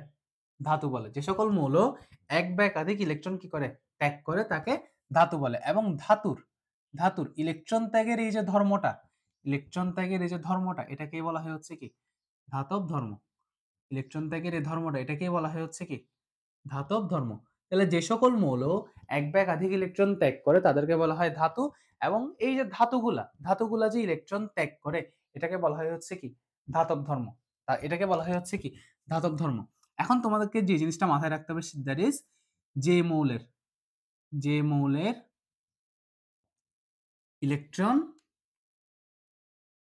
ত্যাগ করা যত সহজ, যে মৌলের ইলেকট্রন ত্যাগ করা যত সহজ, তার ধাতব ধর্ম তত বেশি। তার ধাতব ধর্ম তত বেশি। তার ধাতব ধর্ম তত বেশি। আচ্ছা, এই জিনিসটা আমি একটু বুঝাই দিচ্ছি। যে মৌলের ইলেকট্রন ত্যাগ করা সহজ, সে মৌলের কি বেশি? ধাতব ধর্ম বেশি। আচ্ছা, একটু খেয়াল করো তো, লিথিয়ামের ইলেকট্রন বিন্যাসটা আমরা একটু খেয়াল করি। এটা যদি লিথিয়াম হয়, প্রথম কক্ষপথে কয়টি ইলেকট্রন? 2টি ইলেকট্রন। দ্বিতীয় কক্ষপথে কয়টি ইলেকট্রন? আর একটা লাস্ট ইলেকট্রন। ঠিক আছে? এবার আমরা যদি সোডিয়ামের কথা চিন্তা করি, সোডিয়ামের ক্ষেত্রে প্রথম কক্ষপথে কয়টি ইলেকট্রন? 2টি ইলেকট্রন। দ্বিতীয় কক্ষপথে কয়টি ইলেকট্রন? টোটাল 8টি ইলেকট্রন। ঠিক আছে? এবং তৃতীয় কক্ষপথে কয়টি ইলেকট্রন? তৃতীয় কক্ষপথে হচ্ছে একটি ইলেকট্রন। তৃতীয় কক্ষপথে কয়টি ইলেকট্রন? একটি ইলেকট্রন। তাহলে খেয়াল করো, লিথিয়ামও এই যে একটি ইলেকট্রন বের করে দিবে, সোডিয়াম কি করবে? একটি ইলেকট্রন দিন শেষে কি করে দিবে? বের করে দিবে। তাইলে ওরা যেহেতু ইলেকট্রন ত্যাগ করে, এক বা একাধিক ইলেকট্রন ওরা ত্যাগ করে, ওরা হচ্ছে কি? ধাতু। আর ওরা যে এই ইলেকট্রনগুলো ত্যাগ করে, এই ধর্মটাকে বলা হয় হচ্ছে কি? ধাতব ধর্ম। এখন 3 নাম্বার লাইনটা বলছে কি? যে মৌলের ইলেকট্রন ত্যাগ করা সহজ, সে মৌলের ধাতব ধর্ম বেশি। এখন লিথিয়াম আর সোডিয়ামের মধ্যে কার ইলেকট্রন ত্যাগ করা ইজি, কার জন্য ইলেকট্রন ত্যাগ করা কঠিন? লিথিয়াম আর সোডিয়ামের মধ্যে কার জন্য ইলেকট্রন ত্যাগ করা সহজ এবং কার জন্য ইলেকট্রন ত্যাগ করাটা কঠিন? খুব মন দিয়ে জিনিসটা জাস্ট একটা মিনিট শোনো আমার কথা। একদম ক্লিয়ার হয়ে যাবে। খেয়াল করো, লিথিয়ামের এই যে মাঝখানে কি আছে? নিউক্লিয়াস আছে না? নিউক্লিয়াস মানে হচ্ছে কি পজিটিভ। নিউক্লিয়াস কোন চার্জ বিশিষ্ট? পজিটিভ চার্জ বিশিষ্ট। এবার সোডিয়ামের মাঝখানে কি আছে? নিউক্লিয়াস আছে না? নিউক্লিয়াস কোন চার্জ বিশিষ্ট? পজিটিভ চার্জ বিশিষ্ট। নিউক্লিয়াস কোন চার্জ বিশিষ্ট? পজিটিভ চার্জ বিশিষ্ট। তাহলে এই যে মাঝখানের যে নিউক্লিয়াসটা থাকে, যে কোনো মৌলের মাঝখানে যে নিউক্লিয়াসটা থাকে, ও কি করে? ইলেকট্রনগুলোকে এভাবে টেনে ধরে থাকে, ইলেকট্রনগুলোকে আকর্ষণ করে থাকে। ওই যে আমরা পড়ছিলাম না, ধনাত্মক চার্জবাহী নিউক্লিয়াসের প্রতি ঋণাত্মক চার্জবাহী ইলেকট্রন এক ধরনের আকর্ষণ বল অনুভব করে। এটা কোথায় পড়ছিলাম? রাদারফোর্ড মডেলে পড়ছিলাম, পদার্থের গঠনে। ঠিক আছে? তাহলে এই যে এই যে নিউক্লিয়াসটা এটা কি করে? ইলেকট্রনগুলোকে টেনে ধরে রাখে, ইলেকট্রনগুলোকে টেনে ধরে রাখে। এই যে নিউক্লিয়াস এটা কি করে? ইলেকট্রনগুলোকে টেনে ধরে রাখে। ঠিক আছে? আচ্ছা, এবার খেয়াল করো। এই যে নিউক্লিয়াসের কাছাকাছি কোন কক্ষপথ? প্রথম কক্ষপথ নাকি দ্বিতীয় কক্ষপথ নাকি তৃতীয় কক্ষপথ? মন দিয়ে খেয়াল করবা। নিউক্লিয়াস ইলেকট্রনকে ধরে রাখে। এখন আমার কথা হচ্ছে, নিউক্লিয়াসের মানে কাছাকাছি কোন কক্ষপথটা? প্রথম কক্ষপথ নাকি দ্বিতীয় কক্ষপথ নাকি তৃতীয় কক্ষপথ? অবশ্যই প্রথম কক্ষপথ। নিউক্লিয়াসের সবথেকে কাছে কে? প্রথম কক্ষপথ না? সেহেতু প্রথম কক্ষপথের ইলেকট্রনের প্রতি নিউক্লিয়াসের সবথেকে কাছে যেহেতু প্রথম কক্ষপথ, প্রথম কক্ষপথের একদম কাছাকাছি, প্রথম কক্ষপথের একদম কাছাকাছি নিউক্লিয়াসের আকর্ষণটা কি হবে? সবথেকে বেশি হবে। অর্থাৎ নিউক্লিয়াস প্রথম কক্ষপথের যে ইলেকট্রনগুলো আছে এগুলাকে সবথেকে বেশি আকর্ষণ করে ধরে রাখতে পারবে। তারপর দ্বিতীয় কক্ষপথে যেতে যেতে নিউক্লিয়াসের আকর্ষণটা একটু উইক হবে না? প্রথম কক্ষপথে যে আকর্ষণটা ছিল, দ্বিতীয় কক্ষপথে কি সেম আকর্ষণটা থাকবে? থাকবে না, একটু দূরে হয়েছে না, জাস্ট একটু দূরে। ঠিক আছে? জাস্ট একটু কি হয়েছে? দূরে হয়েছে। আচ্ছা, তাহলে দ্বিতীয় কক্ষপথে আবার যে আকর্ষণটা থাকবে, তৃতীয় কক্ষপথে কি সেম আকর্ষণ থাকবে? তৃতীয় কক্ষপথে তো আবার সেম আকর্ষণ থাকবে না। তৃতীয় কক্ষপথে আকর্ষণটা কি হবে? আরো কমবে। দ্যাট মিন্স খেয়াল করো, লিথিয়ামের শেষ ইলেকট্রনটা যেহেতু দ্বিতীয় কক্ষপথে আছে, লিথিয়ামের শেষ ইলেকট্রনটা যেহেতু দ্বিতীয় কক্ষপথে আছে, ওকে যে আকর্ষণ বলে টানবে, ওকে যে আকর্ষণ বলে টানবে, তাইলে এই যে সোডিয়ামের শেষ কক্ষপথে যে ইলেকট্রনটা আছে, সোডিয়ামের শেষ কক্ষপথে কি আছে? যে ইলেকট্রনটা আছে, ওকে আরো কম আকর্ষণ বল দিয়ে টানবে না? ওর তুলনায় ওকে তো বেশি আকর্ষণ বল দিয়ে টানবে। লিথিয়ামের যে সর্বশেষ ইলেকট্রনটা আছে, ওকে নিউক্লিয়াস বেশি আকর্ষণ বল দিয়ে টানবে। কেন? লিথিয়াম নিউক্লিয়াসের ২ নাম্বার কক্ষপথ। দ্যাট মিন্স নিউক্লিয়াসের কোথায় আছে? কাছাকাছি আছে। কিন্তু সোডিয়ামের ক্ষেত্রে সোডিয়ামের শেষ ইলেকট্রনটা যেহেতু ৩ নাম্বার কক্ষপথে আছে, দ্যাট মিন্স এক কক্ষপথ কোথায় আছে? দূরে আছে। যেহেতু এক কক্ষপথ দূরে আছে, সেজন্য নিউক্লিয়াস ওকে অতটা আকর্ষণ করে রাখতে পারবে না, যতটা লিথিয়ামকে আকর্ষণ করে রাখতে পারবে। দ্যাট মিন্স এই যে সোডিয়ামের ক্ষেত্রে আকর্ষণ বলটা কম এবং লিথিয়ামের ক্ষেত্রে ইলেকট্রনের প্রতি আকর্ষণ বলটা বেশি। এবার খেয়াল করো কি বলতেছি, সোডিয়ামের ইলেকট্রনের প্রতি নিউক্লিয়াসের আকর্ষণ বল কম, আর যার আকর্ষণ কম তাকে ছোড়ায় আনা সহজ না, বা তাকে ছোটায় আনা সহজ না। যার আকর্ষণ বল কম তাকে ছোটায় আনা সহজ না। দ্যাট মিন্স সোডিয়ামের যে ইলেকট্রনটা আছে, ওকে ছাড়াই আনা কি সহজ? ওকে ছাড়াই আনা সহজ। দ্যাট মিন্স ওর ইলেকট্রন ত্যাগ করা সহজ, ওর ইলেকট্রন ত্যাগ করা কি সহজ। তুলনামূলকভাবে লিথিয়ামের যেহেতু আকর্ষণ বল বেশি, লিথিয়ামের নিউক্লিয়াস এবং ইলেকট্রনের আকর্ষণ বল যেহেতু বেশি, নিউক্লিয়াস যেহেতু ইলেকট্রনকে একটু বেশি বল দিয়ে আকর্ষণ করে আছে, সেহেতু এই যে ইলেকট্রনটা ত্যাগ করা একটু কঠিন না সোডিয়ামের তুলনায়? সোডিয়ামের তুলনায় লিথিয়ামের ইলেকট্রন ত্যাগ করা একটু কঠিন না? সোডিয়ামের তুলনায় লিথিয়ামের ইলেকট্রন ত্যাগ করা একটু কঠিন না? কারণ লিথিয়ামে আকর্ষণ বলটা বেশি, যেহেতু ও শক্তি স্তর মাত্র ২ নাম্বার শক্তি স্তরে কি ইলেকট্রনটা আছে, সেহেতু নিউক্লিয়াস ওর খুব কাছাকাছি। ও চাইলেও বের হতে পারতেছে না, ও চাইলেও নিউক্লিয়াসের আকর্ষণ থেকে বের হতে পারতেছে না। যত ইজিলি কে বের হয়ে যাচ্ছে? সোডিয়াম বের হয়ে যাচ্ছে। বুঝতে পারছি? যত ইজিলি কি বের হয়ে যাচ্ছে? সোডিয়াম বের হয়ে যাচ্ছে। তাহলে এই জিনিসটা বোঝা গেছে? তাইলে যার ইলেকট্রন ত্যাগ কঠিন, যার জন্য ইলেকট্রন ত্যাগ কঠিন, তার ধাতব ধর্ম কম। যার ইলেকট্রন ত্যাগ সহজ, যার ইলেকট্রন ত্যাগ সহজ, তার জন্য ধাতব ধর্ম বেশি। যার ইলেকট্রন ত্যাগ সহজ, তার জন্য কি ধাতব ধর্ম বেশি। তাহলে যার জন্য ইলেকট্রন ত্যাগ সহজ, তার ধাতব ধর্ম তত বেশি। দ্যাট মিন্স সোডিয়ামের জন্য ইলেকট্রন ত্যাগ করা খুব ইজি, সোডিয়ামের জন্য ইলেকট্রন ত্যাগ করা খুব ইজি। দ্যাট মিন্স ওর ধাতব ধর্ম লিথিয়াম থেকে বেশি না? সোডিয়ামের যেহেতু ইলেকট্রন ত্যাগ করা, লিথিয়াম থেকে সহজ, সেহেতু সোডিয়াম এর ধাতব ধর্ম লিথিয়াম থেকে কি হবে? বেশি হবে। সোডিয়ামের ধাতব ধর্ম লিথিয়াম থেকে বেশি হবে। এখন তুমি মাথায় রাখবা কি, দ্যাট ইজ পর্যায় সারণীর পর্যায় সারণীর উপর থেকে নিচে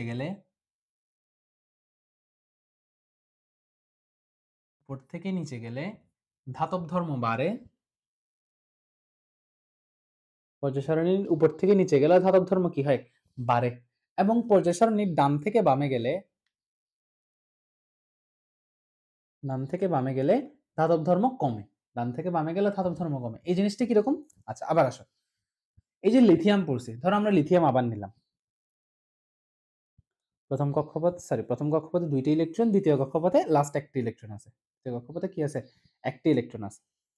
আচ্ছা, এবং এবার যদি আমরা ধরি, কার্বনের প্রথম কক্ষপথে 2টি ইলেকট্রন এবং দ্বিতীয় কক্ষপথে কয়টি ইলেকট্রন? 4টি ইলেকট্রন। দ্বিতীয় কক্ষপথে 4টি ইলেকট্রন, প্রথম কক্ষপথে 2টি ইলেকট্রন। তাহলে খেয়াল করো, লিথিয়াম হচ্ছে পর্যায় সারণীর কোন দিকের মৌল? বামের মৌল। লিথিয়াম হচ্ছে পর্যায় সারণীর কোন দিকের মৌল? বামের মৌল। এবং কার্বন হচ্ছে পর্যায় সারণীর কি? ডানের মৌল। আমরা জানি বাম থেকে ডানে গেলে ধাতব ধর্ম কমে। দ্যাট মিন্স বামের মৌল লিথিয়ামের যে ধাতব ধর্মটা থাকবে, সেটা কার থাকবে না? কার্বনের থাকবে না। বামের মৌল লিথিয়ামের যে ধাতব ধর্মটা থাকবে, সেটা কার থাকবে না? কার্বনের থাকবে না। তাহলে খেয়াল করো কেন থাকবে না? মাইন্ডে কোয়েশ্চেন আসলে কেন থাকবে না? এই যে লিথিয়ামের ক্ষেত্রে খেয়াল করো তো, লিথিয়ামের ক্ষেত্রে নিউক্লিয়াসটা ইলেকট্রনকে আকর্ষণ করে ধরে আছে, এটা আমরা জানি। নিউক্লিয়াসটি ইলেকট্রনকে আকর্ষণ করে ধরে আছে। কিন্তু এবার খেয়াল করো, কয়টি ইলেকট্রনকে আকর্ষণ করে ধরে আছে? একটি ইলেকট্রনকে আকর্ষণ করে ধরে আছে। কয় নাম্বার শক্তি স্তরে? 2 নাম্বার শক্তি স্তরে। লিথিয়ামের নিউক্লিয়াসটা 2 নাম্বার শক্তি স্তরে একটি ইলেকট্রনকে আকর্ষণ করে ধরে আছে। লিথিয়ামের নিউক্লিয়াসটা 2 নাম্বার শক্তি স্তরের একটি ইলেকট্রনকে আকর্ষণ করে ধরে আছে। বুঝছি? আচ্ছা, আবার কার্বনের ক্ষেত্রে কার্বনের নিউক্লিয়াসটা একইভাবে 2 নাম্বার শক্তি স্তরের 4টি ইলেকট্রনকে আকর্ষণ করে ধরে আছে। লিথিয়ামের নিউক্লিয়াসটা 2 নাম্বার শক্তি স্তরের একটি ইলেকট্রনকে আকর্ষণ করে ধরে আছে, এবং কার্বনের নিউক্লিয়াসটা 2 নাম্বার শক্তি স্তরের 4টি ইলেকট্রনকে আকর্ষণ করে ধরে আছে। বুঝতেছি? 4টি ইলেকট্রনকে কি করে আছে? আকর্ষণ করে ধরে আছে। তাহলে খেয়াল করো, যেহেতু এখানে ইলেকট্রন কম এবং যেহেতু এখানে ইলেকট্রন বেশি, এখানে নিউক্লিয়াসের সাথে আকর্ষণ বলটা বেশি না? যেহেতু ইলেকট্রন বেশি, নিউক্লিয়াস ওকে কি করে রাখবে? আরো আকর্ষণ করে ধরে রাখবে না? ধরো তুমি কাচ্চি খেতে গেছো, অনেকগুলো কাচ্চি এখানে আছে, তোমার কাচ্চির প্রতি আকর্ষণটা অনেক বেশি হবে না? ধরো একটা কাচ্চি যদি তোমার সামনে আমি দিই, যে আকর্ষণটা থাকবে, ধরো তুমি নিউক্লিয়াস, সামনে কি আছে? একটা কাচ্চি রাখা আছে। তুমি যে আকর্ষণটা ফিল করবা, সামনে যদি 10টা কাচ্চি একসাথে রাখা থাকে, তোমার আকর্ষণটা বেশি ফিল হবে না? তাহলে এই যে নিউক্লিয়াসটাতে যেহেতু ইলেকট্রন শেষ কক্ষপথে বেশি আছে, সেহেতু ওর আকর্ষণ বল বেশি, কিন্তু এখানে আকর্ষণ বলটা কম্পেয়ার টু কম। আকর্ষণ বল কম। আর আকর্ষণ বল যার কম, তার জন্য ইলেকট্রন ত্যাগ করা সহজ। আর যার আকর্ষণ বল বেশি, তার জন্য ইলেকট্রন ত্যাগ করা কঠিন। যার আকর্ষণ বল বেশি, তার জন্য ইলেকট্রন ত্যাগ করা কঠিন। আর যার জন্য ইলেকট্রন ত্যাগ করা কঠিন, তার ধাতব ধর্ম বেশি। ধাতব ধর্ম কম। যার জন্য ইলেকট্রন ত্যাগ করা কঠিন, তার ধাতব ধর্ম কম। আর যার ইলেকট্রন ত্যাগ করা সহজ, তার ধাতব ধর্ম বেশি। তাইলে লিথিয়াম আর কার্বনের মধ্যে ধাতব ধর্ম কার বেশি হবে? লিথিয়ামের বেশি হবে। তাহলে তোমার মাথায় আসতে পারে, এখানে বলছেন আকর্ষণ বল বেশি, এখানে বলছেন আকর্ষণ বল কম। এখানে বলছেন ইলেকট্রন ত্যাগ কঠিন, এখানে বলছেন ইলেকট্রন ত্যাগ সহজ। আরে এটা বলছি কার সাথে কম্পেয়ার করে? সোডিয়ামের সাথে কম্পেয়ার করে। আর এটা বলছি কার সাথে কম্পেয়ার করে? এটা বলছি কার্বনের সাথে কম্পেয়ার করে। সোডিয়ামের সাথে যদি তুমি কম্পেয়ার করো, ধাতব ধর্ম লিথিয়ামের কম। কার্বনের সাথে যদি কম্পেয়ার করো, ধাতব ধর্ম লিথিয়ামের কি হবে? বেশি হবে। বুঝছি? এটা কি শেষ? আমাদের ধাতব ধর্ম শেষ। পর্যায় সারণীর ধরো 5-6টা মৌল দিছে, তুমি আগে বের করবা ওদের পর্যায় কত, গ্রুপ কত। প্রথমে একই পর্যায় নিয়ে কাজ করবা, তারপর গ্রুপ নিয়ে কাজ করবা। পর্যায়ের মৌলগুলো নিয়ে কাজ করবা, তারপর কি নিয়ে কাজ করবা? গ্রুপ নিয়ে কাজ করবা। ঠিক আছে? আচ্ছা, এটা আগে তুলে নাও, আমরা সিকিউ করার সময় দেখবো। ঠিক আছে? এটা আগে তুলে নাও।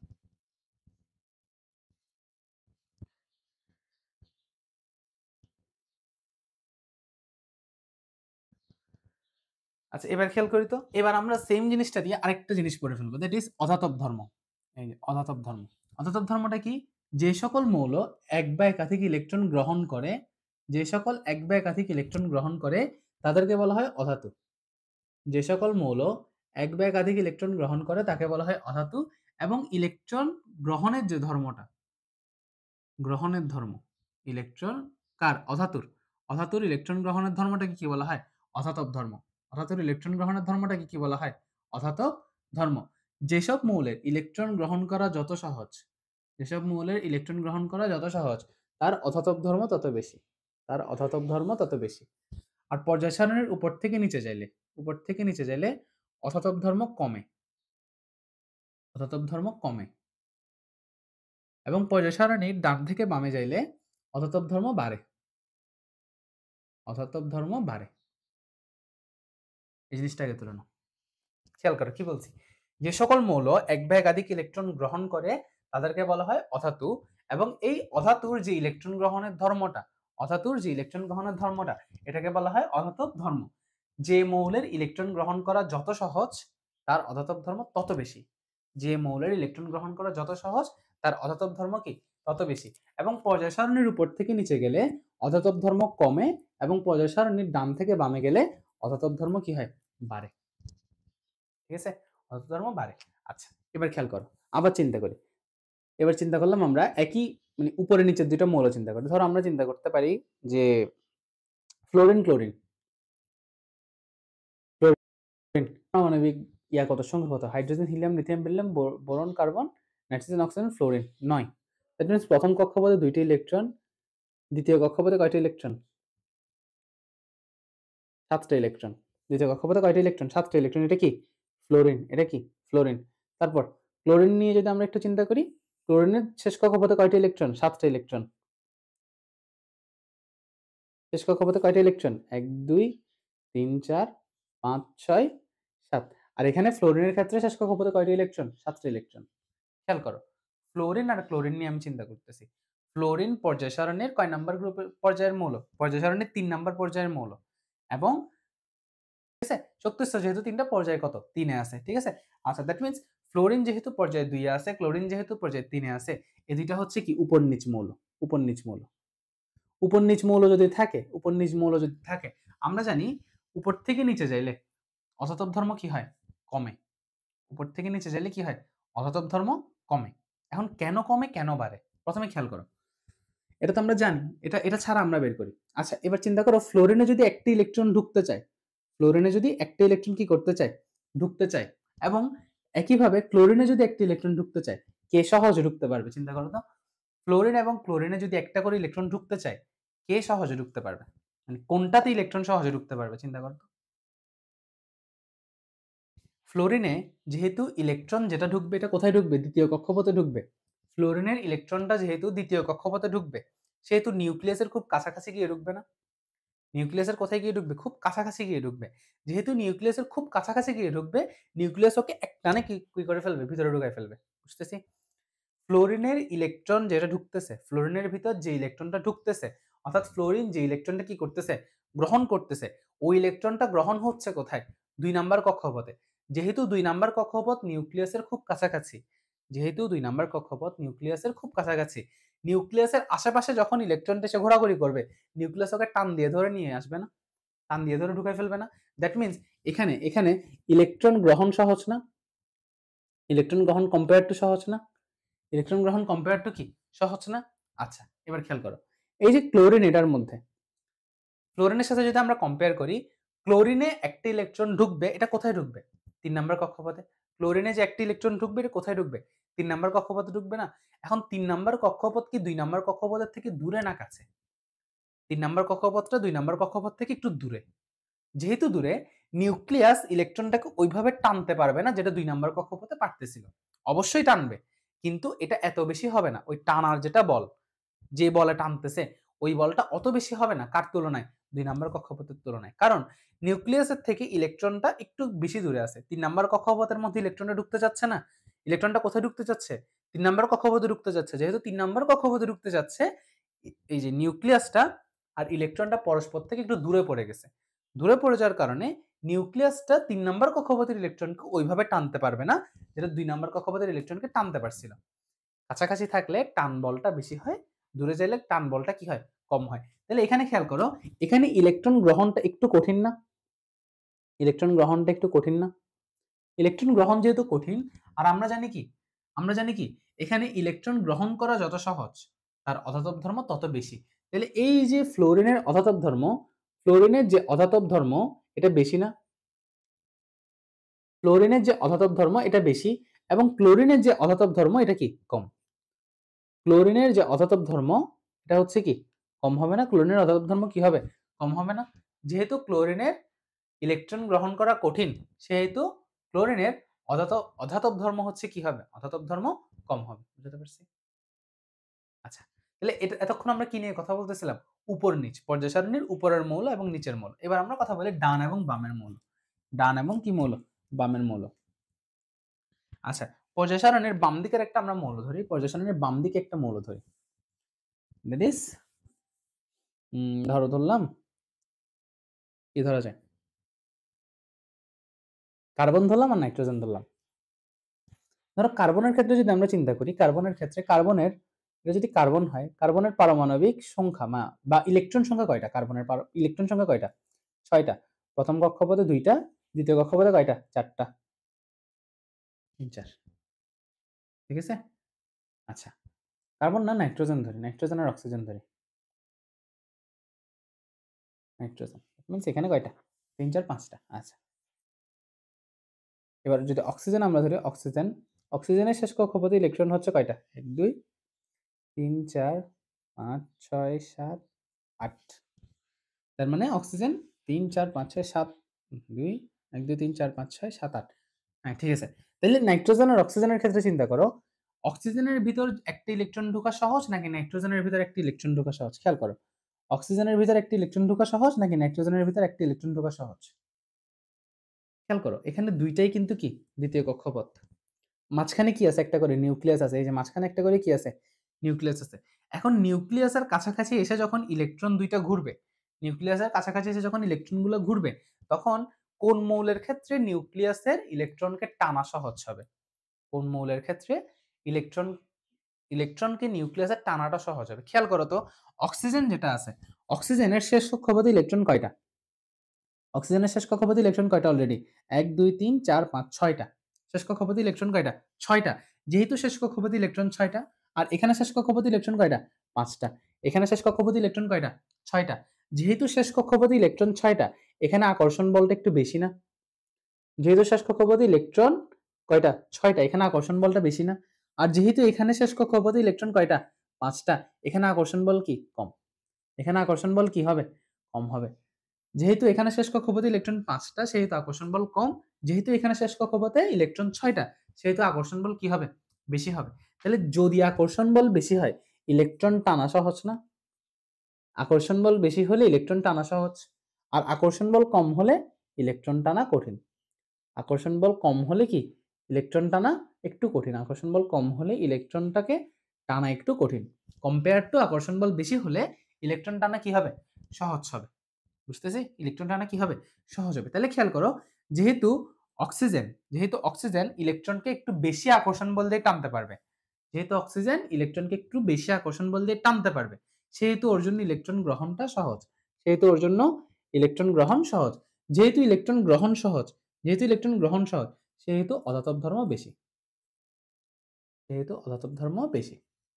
আর যেহেতু ওর জন্য ইলেকট্রন টানা কঠিন, সেজন্য ওর অধাতব ধর্ম কি? অধাতব ধর্ম কম। কার সাথে কম্পেয়ার করলে?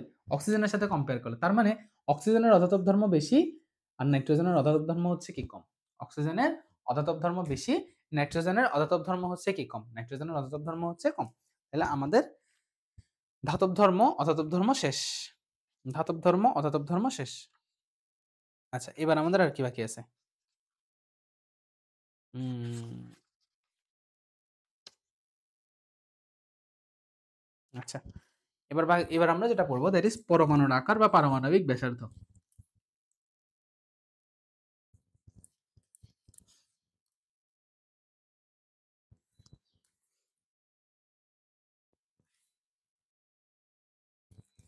কারণ ছিল না তো। Wait a minute.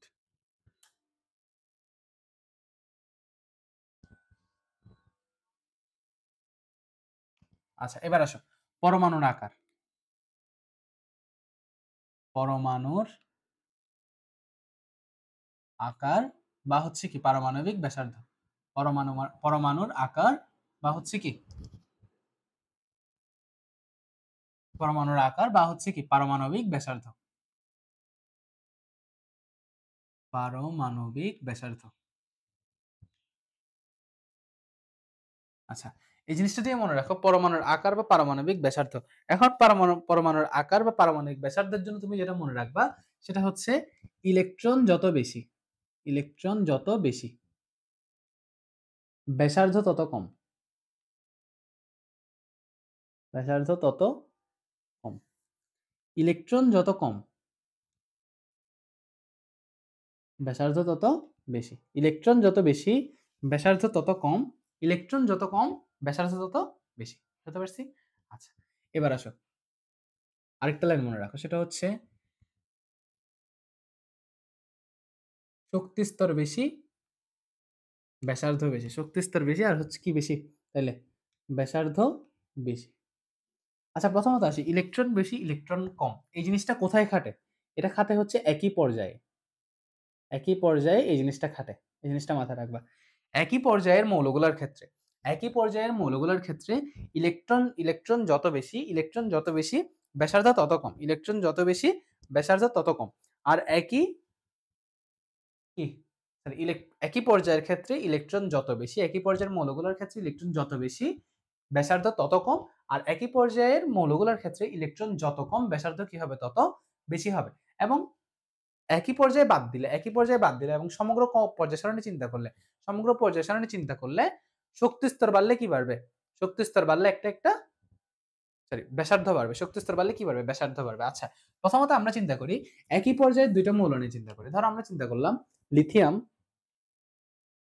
লিথিয়াম এবং অক্সিজেন।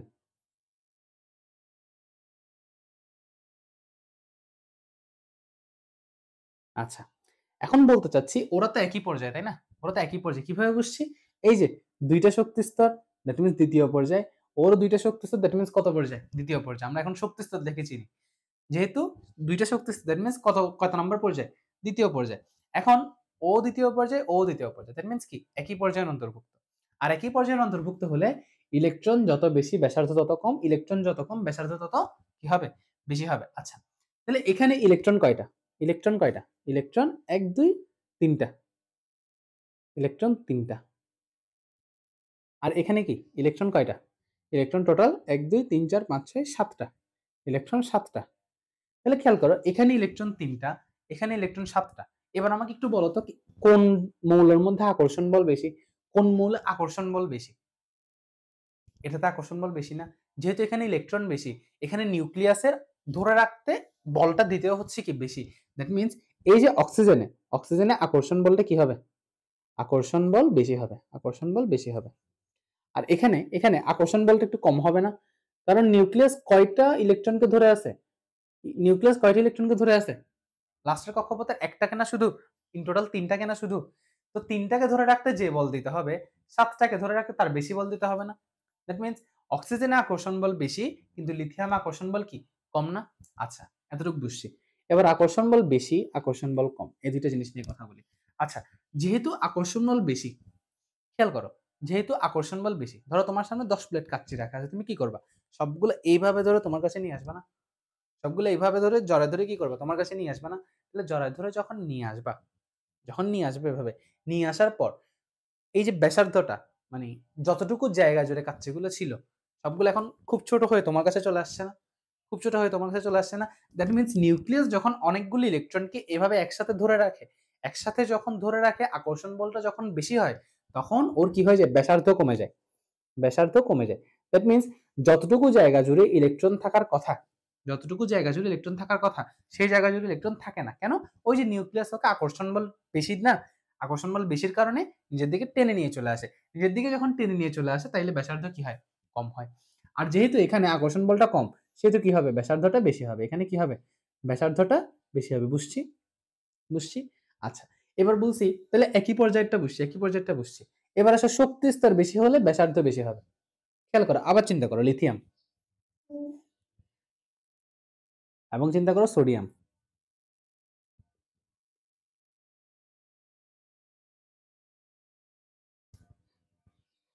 লিথিয়াম এবং হচ্ছে কি সোডিয়াম। তাহলে খেয়াল করো, যদি তুমি এই লজিকটাতে আসো, ইলেকট্রন কোথায় বেশি? এখানে বেশি। আর ইলেকট্রন কোথায় কম? এখানে কম। তাহলে এই লজিকটা অনুসারে ব্যাসার্ধ এখানে কি হবে? কম হওয়ার কথা, এখানে বেশি হওয়ার কথা। তাহলে কিন্তু এই যে এই দুইটা শর্ত, এই দুইটা শর্ত কোন সময় খাটে? যখন মৌলগুলো একই পর্যায়ে থাকে। কিন্তু এখানে মৌলগুলোতে একই পর্যায়ে না, আলাদা আলাদা পর্যায়ে না। ওর যেহেতু ২ নাম্বার শক্তি স্তর, ও ২ নাম্বার পর্যায়ে, ওর যেহেতু ৩ নাম্বার শক্তি স্তর, ও কয় নাম্বার পর্যায়ে? ৩ নাম্বার পর্যায়ে। বুঝতেছি? ওর যেহেতু ৩টা শক্তি স্তর, সেহেতু ও কয় নাম্বার পর্যায়ে? ৩ নাম্বার পর্যায়ে। আর শক্তি স্তর বেশি মানেই কি বেশি? ব্যাসার্ধ বেশি। তাহলে ওর যেহেতু ৩টা শক্তি স্তর, ওর যেহেতু কয়টা শক্তি স্তর? ২টা শক্তি স্তর। তাহলে ওর শক্তি স্তর একটা বেশি, ওর শক্তি স্তর একটা কম। তাহলে ওর পারমাণবিক আকার বা ব্যাসার্ধ বেশি, ওর ব্যাসার্ধ কি হবে? কম হবে। ওর ব্যাসার্ধ কি হবে? ব্যাসার্ধ কম হবে। ওর ব্যাসার্ধ কি হবে? কম হবে। তাহলে খেয়াল করো, এই যে সোডিয়াম, সোডিয়ামের পারমাণবিক ব্যাসার্ধ বেশি, লিথিয়ামের কম। আর এখানে লিথিয়ামের পারমাণবিক ব্যাসার্ধ বেশি, কার কম? কার জানি নিছিলাম? অক্সিজেনের কম। বুঝতে পারছি? তাহলে যে কোনো মৌলের পারমাণবিক ব্যাসার্ধ বা পারমাণবিক আকার, এই জিনিসগুলো বের করতে পারবা। একই পর্যায়ের হলে এই দুইটা লাইন মনে রাখবা। যদি একই পর্যায়ে না হয়, এক্সট্রা একটা লাইন মনে রাখবা। ঠিক আছে? এক্সট্রা একটা লাইন মনে রাখবা। বোঝাতে পারছি? আশা করি বোঝাতে পারছি। আচ্ছা, এখন এই জিনিসগুলো তুলে নাও। এই জিনিসটা তুলে নাও একটু করে। এই জিনিসটা তুলে নাও।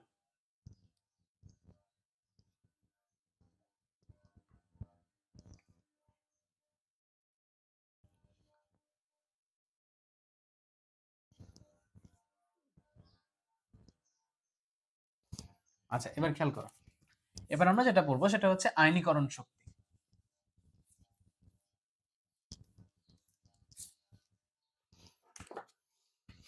আয়নীকরণ শক্তি।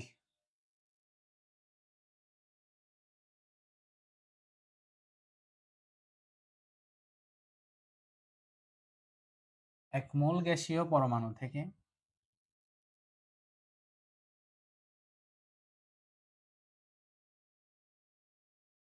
এক মোল গ্যাসীয় পরমাণু হতে একটি ইলেকট্রন অপসারণে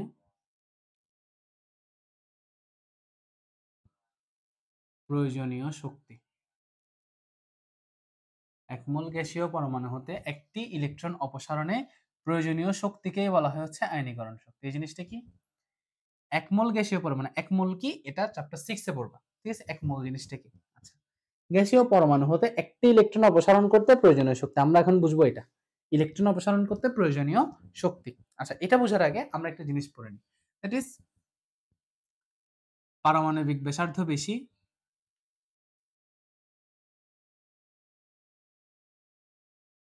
পারমাণবিক ব্যাসার্ধ বেশি, আয়নীকরণ শক্তি কম।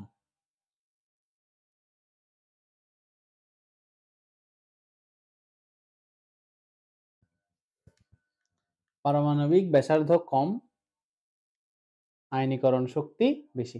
এখন কথা হচ্ছে, এখন একটু একটা কথা আছে এখানে। দ্যাট ইজ এখন আমরা যে তিনটা পর্যায়বৃত্ত ধর্ম পড়বো, আয়নীকরণ শক্তি বাকি, তড়িৎ ঋণাত্মকতা বাকি, আর একটা হচ্ছে কি ইলেকট্রন আসক্তি বাকি। এখন এই তিনটার ডিটেইলড এক্সপ্লেনেশন আছে। কেন পারমাণবিক ব্যাসার্ধ বেশি হলে কম হয়, কেন পারমাণবিক ব্যাসার্ধ বেশি হলে কোনটা বেশি হয়। এখন কথা হচ্ছে, যেহেতু তোমাদের এসএসসি পরীক্ষার টাইম আর বেশি নেই, আমি চাচ্ছি না এখন মাথার মধ্যে খুব বেশি ইনপুট দিয়ে ফেলতে। ঠিক আছে? যতটুকু লিখলে তোমার পরীক্ষায় হবে ততটুকু মাথায় রাখো। ঠিক আছে? এবার এবার খেয়াল করো তো আয়নীকরণ শক্তিটা খেয়াল করো তো। তুমি আয়নীকরণ শক্তি যখন আসবে, কয়েকটা মৌলের কম্পেয়ার করতে দিবে যে আয়নীকরণ শক্তি কম্পেয়ার করো। তখন তুমি এখন যদি আমি তোমাকে এক্সপ্লেন করে দিই আসলে যে পারমাণবিক ব্যাসার্ধ বেশি হলে কেন আয়নীকরণ শক্তি কম হয়, আয়নীকরণ শক্তি বেশি হলে কেন পারমাণবিক ব্যাসার্ধ কম হয়, এই জিনিসগুলো আমি যদি তোমার মাথায় এখন ইনপুট করে দিই, হঠাৎ করে পরীক্ষার আর বাকি কয় মাস, 2 মাস, হঠাৎ করে যখন তোমাকে অনেকগুলো মৌল একসাথে উদ্দীপকের মধ্যে দিয়ে দিবে, 5-6টা মৌল একসাথে দিয়ে দিবে, তখন তুমি আমার ইনফরমেশন প্রসেস করতে করতে পরীক্ষার টাইম চলে যাবে। কম্পেয়ার টু আমি বলবো একটা ইজি সলিউশন হচ্ছে এই যে জাস্ট 2টা লাইন মনে রাখো, শেষ। 2টা লাইন মনে রাখো, শেষ। ঠিক আছে? 2টা লাইন মনে রাখলে শেষ। এবং এই জিনিসটা মুখস্থ করে ফেলো। এই জিনিসটা মুখস্থ করো। আচ্ছা, আমি তো তোমাকে বুঝিয়ে দিছি না পারমাণবিক ব্যাসার্ধ বেশি কেন, পারমাণবিক ব্যাসার্ধ কম কেন? তাহলে যখন খেয়াল করবা, দেখো যখনই দিবে তোমাকে, ধরো বলছে সোডিয়াম, ম্যাগনেসিয়াম, অ্যালুমিনিয়ামের আয়নীকরণ শক্তির ক্রম নির্ণয় করো। দ্যাট মিন্স আয়নীকরণ শক্তি কার বেশি কার কম। আয়নীকরণ শক্তির ক্রম নির্ণয় করতে বলছে। বলছে আয়নীকরণ শক্তি কার বেশি কি কার কম। তুমি কি করবা? তুমি সিম্পলি এক মোল গ্যাসীয় পরমাণু হতে একটি ইলেকট্রন অপসারণের প্রয়োজনীয় শক্তিকে আয়নীকরণ শক্তি বলে। আমরা জানি পারমাণবিক ব্যাসার্ধ যার বেশি তার আয়নীকরণ শক্তি কম, আর যার পারমাণবিক ব্যাসার্ধ কম তার আয়নীকরণ শক্তি বেশি। দেখো আমি যেটা বলতেছি ওইভাবে লিখবো, পরীক্ষায় 4-4 পাবা। এক মোল গ্যাসীয় পরমাণু হতে একটি ইলেকট্রন অপসারণ করতে প্রয়োজনীয় শক্তিকে আয়নীকরণ শক্তি বলে। আমরা জানি পারমাণবিক ব্যাসার্ধ কম হলে আয়নীকরণ শক্তি বেশি হয় এবং পারমাণবিক ব্যাসার্ধ বেশি হলে আয়নীকরণ শক্তি কম হয়। এই দুটো লাইন লিখতে পারবা। এবার তুমি কি এক্সপ্লেন করবে জানো? কেন কেন সোডিয়ামের পারমাণবিক ব্যাসার্ধ কম, অ্যালুমিনিয়ামের পারমাণবিক ব্যাসার্ধ সোডিয়ামের পারমাণবিক ব্যাসার্ধ কেন বেশি, অ্যালুমিনিয়ামের পারমাণবিক ব্যাসার্ধ কেন কম, এই জিনিসটা তুমি এক্সপ্লেন করবা। পারমাণবিক ব্যাসার্ধ তো এক্সপ্লেন করা শিখাইছি আমি, তাই না? পারমাণবিক ব্যাসার্ধ তো এক্সপ্লেন করা শিখাইছি, এটা এক্সপ্লেন করবা। একটু ট্রিক্স করতে হয় স্যারদের সাথে, যেহেতু পরীক্ষার বেশি দিন বাকি নেই, ট্রিক্স স্যারের সাথে একটু খেলতে হবে। ঠিক আছে, নাম্বার কাটার কোনো অপশনই নেই। ঠিক আছে, নাম্বার কাটার কোনো অপশন নেই। তোমাদের বইয়ে তো নাই যে আয়নীকরণ শক্তি কেন বেশি কেন কম, এটাই হচ্ছে আমাদের প্লাস পয়েন্ট। যেহেতু বইয়ে নাই, আমরা এই জিনিসটাকে একটু প্লাস পয়েন্ট হিসেবে ইউজ করতে পারি। এখন আমি তোমাকে এক্সপ্লেন করে দিতে পারতেছি, খুব ইজি জিনিস, খুব ইজি জিনিস। কিন্তু যখন 3-4টা-5টা জিনিস একসাথে পড়বা, তারপর উদ্দীপকে যখন 5-6টা মৌল একসাথে দেখবে, তখন তুমি মাথার মধ্যে প্রসেস করতে পারবা না। ঠিক আছে, তো যেটা বলতেছো এটা করবা। আয়নীকরণ শক্তির সংজ্ঞাটা লিখবা, আমরা জানি দিয়ে এই দুইটা লাইন লিখবা। তারপরে লিখবা হচ্ছে কেন সোডিয়ামের পারমাণবিক ব্যাসার্ধ বেশি, ইলেকট্রনের পারমাণবিক ব্যাসার্ধ কম, এই জিনিসটা লিখে দিবা। কেন সোডিয়ামের পারমাণবিক ব্যাসার্ধ বেশি এবং কেন অ্যালুমিনিয়ামের পারমাণবিক ব্যাসার্ধ কম, এই জিনিসটা লিখে দিবা। লিখে দেওয়ার পরে যেহেতু যেহেতু সোডিয়ামের পারমাণবিক ব্যাসার্ধ বেশি, সেহেতু সোডিয়ামের আয়নীকরণ শক্তি কম। যেহেতু সোডিয়ামের পারমাণবিক ব্যাসার্ধ কম, সেহেতু অ্যালুমিনিয়ামের পারমাণবিক ব্যাসার্ধ কম, সেহেতু অ্যালুমিনিয়ামের আয়নীকরণ শক্তি বেশি। এরপরে লিখে দেবে কিরকম, পারমাণবিক ব্যাসার্ধের ক্রম, পারমাণবিক ব্যাসার্ধের ক্রম, পারমাণবিক ব্যাসার্ধের ক্রম হচ্ছে কি, সোডিয়াম বড় অ্যালুমিনিয়াম ছোট। এরপর আয়নীকরণ শক্তির ক্রম, আয়নীকরণ শক্তির ক্রম, অ্যালুমিনিয়ামের আয়নীকরণ শক্তি বেশি, সোডিয়ামের কম। শুধু যদি তুমি এই লাইনটাই লিখে আসো তাও তুমি 1 নাম্বার পাবা। শুধু তুমি যদি এই লাইনটা লিখে আসো তাও তুমি 1 নাম্বার পাবা, এটাতেই 1 নাম্বার আছে। তাইলে এখন ধরো একটা ঘ নাম্বারের কোয়েশ্চেন আসছে যে সোডিয়াম ম্যাগনেসিয়াম অ্যালুমিনিয়ামের আয়নীকরণ শক্তির ক্রমটা লিখো। সোডিয়াম ম্যাগনেসিয়াম অ্যালুমিনিয়ামের আয়নীকরণ শক্তির কি লিখো, ক্রমটা লিখতে বলছে। ঠিক আছে, তো এই যে আয়নীকরণ শক্তির ক্রমটা লিখবা, তোমার আয়নীকরণ শক্তির ডিটেইলস দেওয়ার কোনো দরকার নেই। তুমি কি করবা, এক মোল গ্যাসীয় পরমাণু হতে একটি ইলেকট্রন অপসারণ করতে প্রয়োজনীয় শক্তিকে আয়নীকরণ শক্তি বলে। আমরা জানি পারমাণবিক ব্যাসার্ধ বেশি হলে আয়নীকরণ শক্তি কম হয়, পারমাণবিক ব্যাসার্ধ কম হলে আয়নীকরণ শক্তি বেশি হয়। এরপর তুমি এক্সপ্লেন করবা কি, পারমাণবিক ব্যাসার্ধ কেন বেশি কেন কম, যে মৌলগুলো দিব ওগুলোর মধ্যে কম্পেয়ার দেখাবা যে কেন পারমাণবিক ব্যাসার্ধ বেশি, কেন পারমাণবিক ব্যাসার্ধ কম। আমরা জানি পারমাণবিক ব্যাসার্ধ বেশি হলে আয়নীকরণ শক্তি কম হয়, পারমাণবিক ব্যাসার্ধ কম হলে আয়নীকরণ শক্তি বেশি হয়। সুতরাং পারমাণবিক ব্যাসার্ধের ক্রম আয়নীকরণ শক্তির ক্রম, এই এতটুকু যদি তুমি সুন্দর করে লিখে আসতে পারো, তোমাকে 4-4 দিতে যে কোনো টিচার বাধ্য, যে কোনো টিচার তোমাকে 4-4 দিতে বাধ্য। আচ্ছা এবার আসি, আমরা যেটা পড়বো এখন সেটা হচ্ছে ইলেকট্রন আসক্তি। বুঝছি, সেম ভাবে চোরা টেকনিক, ইলেকট্রন আসক্তি চোরা টেকনিক দেখলে হচ্ছে বইয়ে যেহেতু নাই, এটা হচ্ছে আমাদের প্লাস পয়েন্ট হিসেবে ইউজ করি আমরা আর কি। এক মোল গ্যাসীয় পরমাণুতে একটি ইলেকট্রন অপসারণ না, একটি ইলেকট্রন কি করতে, ইনসার্ট করতে, একটি ইলেকট্রন প্রবেশ করাতে, একটি ইলেকট্রন প্রবেশে প্রয়োজনীয় শক্তি, একটি ইলেকট্রন প্রবেশে প্রয়োজনীয় শক্তি, তাকেই বলা হয় হচ্ছে কি ইলেকট্রন আসক্তি। পারমাণবিক ব্যাসার্ধ বেশি, ইলেকট্রন আসক্তি কম, সেম জিনিস। ইলেকট্রন আসক্তি, ইলেকট্রন আসক্তি, ইলেকট্রন আসক্তি। আবার সেম ভাবে কি করবা, ধরো বলছে সোডিয়াম ম্যাগনেসিয়াম অ্যালুমিনিয়ামের, সোডিয়াম ম্যাগনেসিয়াম অ্যালুমিনিয়ামের ইলেকট্রন আসক্তির ক্রম নির্ণয় করো, ইলেকট্রন আসক্তির ক্রম নির্ণয় করো, ইলেকট্রন আসক্তির ক্রম নির্ণয় করো। ধর এটা বলছে, কি করবা, ইলেকট্রন আসক্তির সংজ্ঞাটা লিখবা, সংজ্ঞাটা লিখে বলবা আমরা জানি যে মৌলের পারমাণবিক ব্যাসার্ধ বেশি তার ইলেকট্রন আসক্তি কম, যে মৌলের পারমাণবিক ব্যাসার্ধ কম তার ইলেকট্রন আসক্তি বেশি। তারপরে তুমি কি করবা, পারমাণবিক ব্যাসার্ধ কেন কম, যে মৌলগুলো দিছে ওই মৌলগুলার, ধরো সোডিয়াম ম্যাগনেসিয়াম অ্যালুমিনিয়াম দিছে, পারমাণবিক ব্যাসার্ধ কেন কম, পারমাণবিক ব্যাসার্ধ কেন বেশি, এই জিনিসটা এক্সপ্লেন করবা। তারপরে বলবা যেহেতু যেহেতু সোডিয়ামের পারমাণবিক ব্যাসার্ধ বেশি তার আয়নীকরণ শক্তি কম, যেহেতু অ্যালুমিনিয়ামের পারমাণবিক ব্যাসার্ধ কম তার ইলেকট্রন শক্তি বেশি। এরপর লিখে দিবা কি ক্রমটা, পারমাণবিক ব্যাসার্ধের ক্রম সোডিয়ামের পর অ্যালুমিনিয়াম, ইলেকট্রন শক্তির ক্রম অ্যালুমিনিয়ামের পর সোডিয়াম। আচ্ছা ম্যাগনেসিয়াম তো বাদ গেছে, অ্যালুমিনিয়াম, তারপর হচ্ছে কি অ্যালুমিনিয়াম, ম্যাগনেসিয়াম আর হচ্ছে কি সোডিয়াম। এভাবে লিখে আসা যাবে? লিখে আসা যাবে? এতটুকু যদি তুমি লিখতে পারো এই জিনিসগুলা, আমি যেভাবে বলতেছি এভাবে যদি লিখে আসতে পারো 4/4 কনফার্ম, 4/4 কনফার্ম। আচ্ছা, এবার আমরা যেটা পড়বো দ্যাট ইজ তড়িৎ ঋণাত্মকতা। তড়িৎ ঋণাত্মকতা।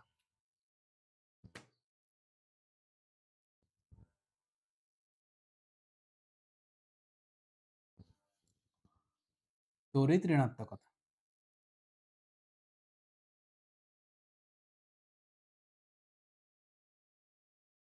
সমযোজী বন্ধনে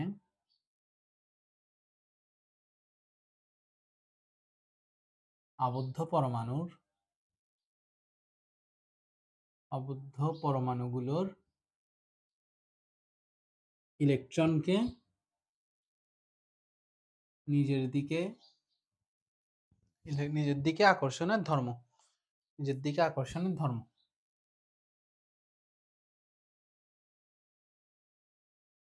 সেম জিনিস আবার যেটা বলতেছে ওইটাই। আর কোনো কিছু এক্সট্রা করার দরকার নেই, যেহেতু পরীক্ষার আর টাইম বেশি নেই।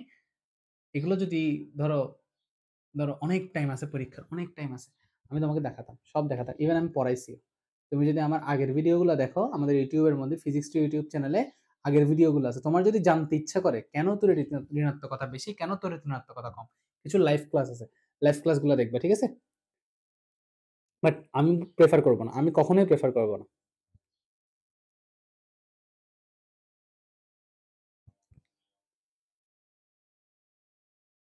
আবার সেম জিনিস, ধরো আসছে সোডিয়াম, ম্যাগনেসিয়াম, অ্যালুমিনিয়ামের তড়িৎ ঋণাত্মকতার ক্রম ব্যাখ্যা করো।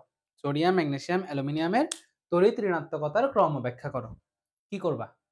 তড়িৎ ঋণাত্মকতার সংজ্ঞাটা লিখবা। সমযোজী বন্ধনে আবদ্ধ পরমাণুগুলোর ইলেকট্রনকে নিজের দিকে আকর্ষণ করার ধর্মকে তড়িৎ ঋণাত্মকতা বলে। সমযোজী বন্ধনে আবদ্ধ পরমাণুগুলোর ইলেকট্রনকে নিজের দিকে আকর্ষণ করার ধর্মকে কি বলে? তড়িৎ ঋণাত্মকতা বলে। এখন এরপরে বলবা কি, আমরা জানি যেসব মৌলের পারমাণবিক ব্যাসার্ধ বেশি তার তড়িৎ ঋণাত্মকতা কম, যেসব মৌলের পারমাণবিক ব্যাসার্ধ কম তার তড়িৎ ঋণাত্মকতা বেশি। তারপর ধরো দিছে সোডিয়াম, ম্যাগনেসিয়াম, অ্যালুমিনিয়ামের তড়িৎ ঋণাত্মকতার ক্রম বের করো। কি করবা? পারমাণবিক ব্যাসার্ধটার কারণ এক্সপ্লেন করবা। কেন সোডিয়ামের পারমাণবিক ব্যাসার্ধ বেশি, কেন ম্যাগনেসিয়ামের পারমাণবিক ব্যাসার্ধ কম, কেন অ্যালুমিনিয়ামের পারমাণবিক ব্যাসার্ধ আরো কম, এটা এক্সপ্লেন করবা। এটা এক্সপ্লেন করার পরে তুমি কি করবা? বলে দিবা যে যেহেতু সোডিয়ামের পারমাণবিক ব্যাসার্ধ বেশি তার তড়িৎ ঋণাত্মকতা কম, যেহেতু অ্যালুমিনিয়ামের পারমাণবিক ব্যাসার্ধ কম সেহেতু তার তড়িৎ ঋণাত্মকতা বেশি। এভাবে জিনিসটা এক্সপ্লেন করে তারপর কি লিখে দিবা? ক্রমটা লিখে দিবে, ক্রমের উপরে কি আছে? 1 নাম্বার আছে। বাট তুমি যদি আমি যেভাবে বলছি সেভাবে লিখতে পারো, 4/4 কনফার্ম, 4/4 কনফার্ম, না হলেও 4/3 পাবো। সৃজনশীলতা ইউজুয়ালি 4/4 দেয় না, সেজন্য বলতেছি কি 4/3টা কনফার্ম, 4/3 কনফার্ম। ঠিক আছে? তাহলে একটা জিনিস এবার মাথায় রাখবা, সেটা হচ্ছে মুখস্থ রাখবো কেমনে, মানে তড়িৎ ঋণাত্মকতা, ইলেকট্রন শক্তি, পারমাণবিক ব্যাসার্ধ। আমি বলবো এভাবে মনে রাখো, পারমাণবিক ব্যাসার্ধ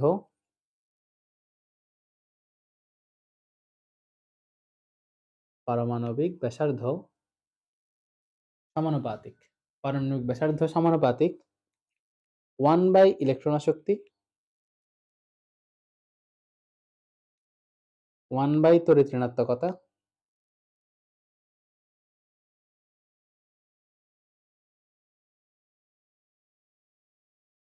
1/আয়নীকরণ শক্তি।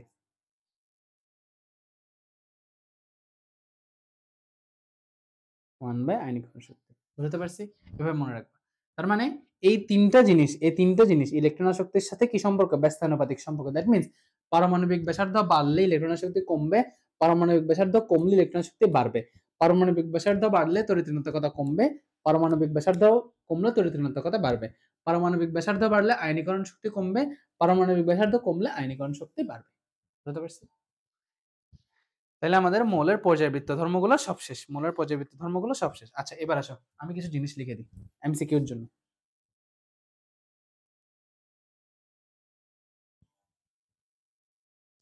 আমাদের পর্যায়বৃত্ত ধর্ম সব শেষ।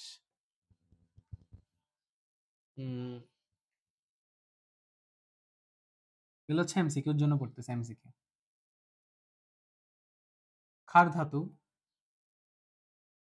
1 নং গ্রুপ। 1 নং গ্রুপে যতগুলো মৌল আছে, 1 নং গ্রুপে যতগুলো মৌল আছে সবগুলোকে বলা হয় হচ্ছে কি ধাতু? ক্ষার ধাতু। এরপর 2 নং গ্রুপে যতগুলো মৌল আছে, 2 নং গ্রুপে যতগুলো মৌল আছে সবগুলোকে বলা হয় হচ্ছে কি? মৃৎক্ষার ধাতু। তারপর 11 নং গ্রুপের যতগুলা মৌল আছে, 11 নং গ্রুপের যতগুলো মৌল আছে সেগুলোকে বলা হয় হচ্ছে কি? মুদ্রা ধাতু। 11 নাম্বার গ্রুপের যতগুলো মৌল আছে সবগুলোকে কি বলা হয়? মুদ্রা ধাতু। তারপর 17 নাম্বার গ্রুপের 17 নং গ্রুপের যতগুলো মৌল আছে সবগুলোকে বলা হয় হ্যালোজেন। আবার ধাতু বলিও না, হ্যালোজেন। হ্যালোজেন মানে কি? হ্যালোজেন মানে হচ্ছে যারা সামুদ্রিক লবণ উৎপাদন করতে পারে। হ্যালোজেন মানে হচ্ছে কি? যারা সামুদ্রিক লবণ উৎপাদন করতে পারে, অর্থাৎ সামুদ্রিক লবণ উৎপাদনকারী। সামুদ্রিক লবণ উৎপাদনকারী। তাহলে 1 নাম্বার গ্রুপকে বলা হবে ক্ষার ধাতু, 2 নাম্বার গ্রুপকে বলা হবে মৃৎক্ষার ধাতু, 11 নাম্বার গ্রুপকে বলা হবে মুদ্রা ধাতু এবং 17 নাম্বার গ্রুপকে বলা হবে হ্যালোজেন ধাতু বা সামুদ্রিক লবণ উৎপন্নকারী বা সামুদ্রিক লবণ কিকারী? উৎপন্নকারী। আচ্ছা, সামুদ্রিক লবণ উৎপন্নকারী। আচ্ছা, তারপর হচ্ছে 18 নাম্বার গ্রুপকে বলা হয় নিষ্ক্রিয় গ্যাস।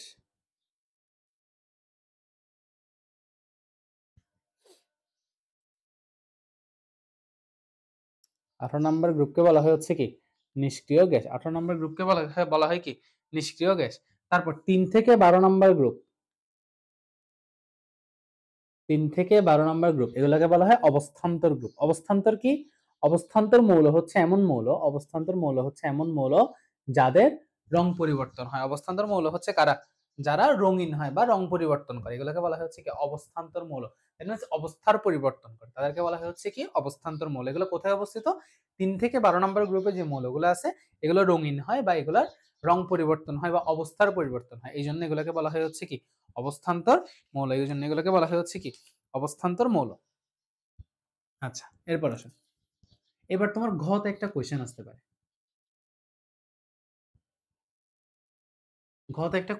পারে। দ্যাট ইজ পর্যায় সারণীর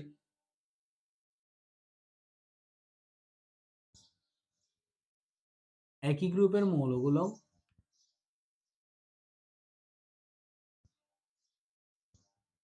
একই ধরনের বিক্রিয়া দেয়।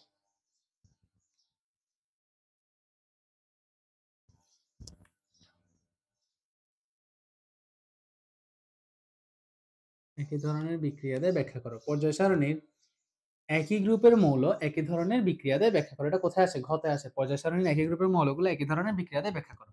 আচ্ছা, তুমি এবার যে কোনো একটা গ্রুপ নিবা যেটা নিয়ে তুমি এক্সপ্লেন করতে পারবে। তুমি এবার কি করবা? যে কোনো একটা গ্রুপ নিবা যেটা নিয়ে তুমি কি করতে পারবে? এক্সপ্লেন করতে পারবে। যেমন তুমি নিবা, ধরো আমি নিতাম হেলিনাকে রবি সাজাবে ফ্রান্সে। প্রথম গ্রুপটা আর কি, হেলিনাকে রবি সাজাবে ফ্রান্সে।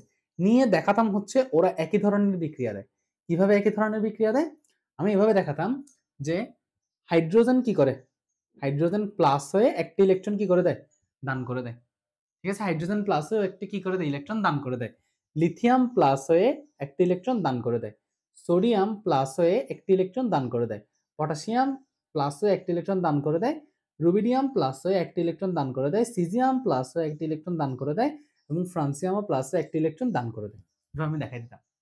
ঠিক আছে, এভাবে যদি তুমি দেখাতে পারো তোমার মার্কস কনফার্ম। তারপর কি করবা? আবার আরেকটা এক্সাম্পল দিয়ে দেখাবো, ওরা তো বিশ্বাস করতে চাইবে না। কিরকম করবা? কিরকম করবা? হাইড্রোজেনের সাথে ফ্লোরিন যুক্ত করে দিবা বা হাইড্রোজেনের সাথে ক্লোরিন যুক্ত করে দিবা। কি পাবা? HCl পাবা। HCl পাবা। ঠিক আছে, তারপর লিথিয়ামের সাথে ক্লোরিন যুক্ত করে দিবা। কি পাবা? লিথিয়াম ক্লোরাইড পাবা। সোডিয়ামের সাথে ক্লোরিন যুক্ত করে দিবা। কি পাবা? সোডিয়াম ক্লোরাইড পাবা। তারপর পটাশিয়ামের সাথে ক্লোরিন যুক্ত করে দিবা। কি পাবা? KCl পাবা। এভাবে আরো 3টা পাবা। পাওয়ার পর লিখে দিবা কি?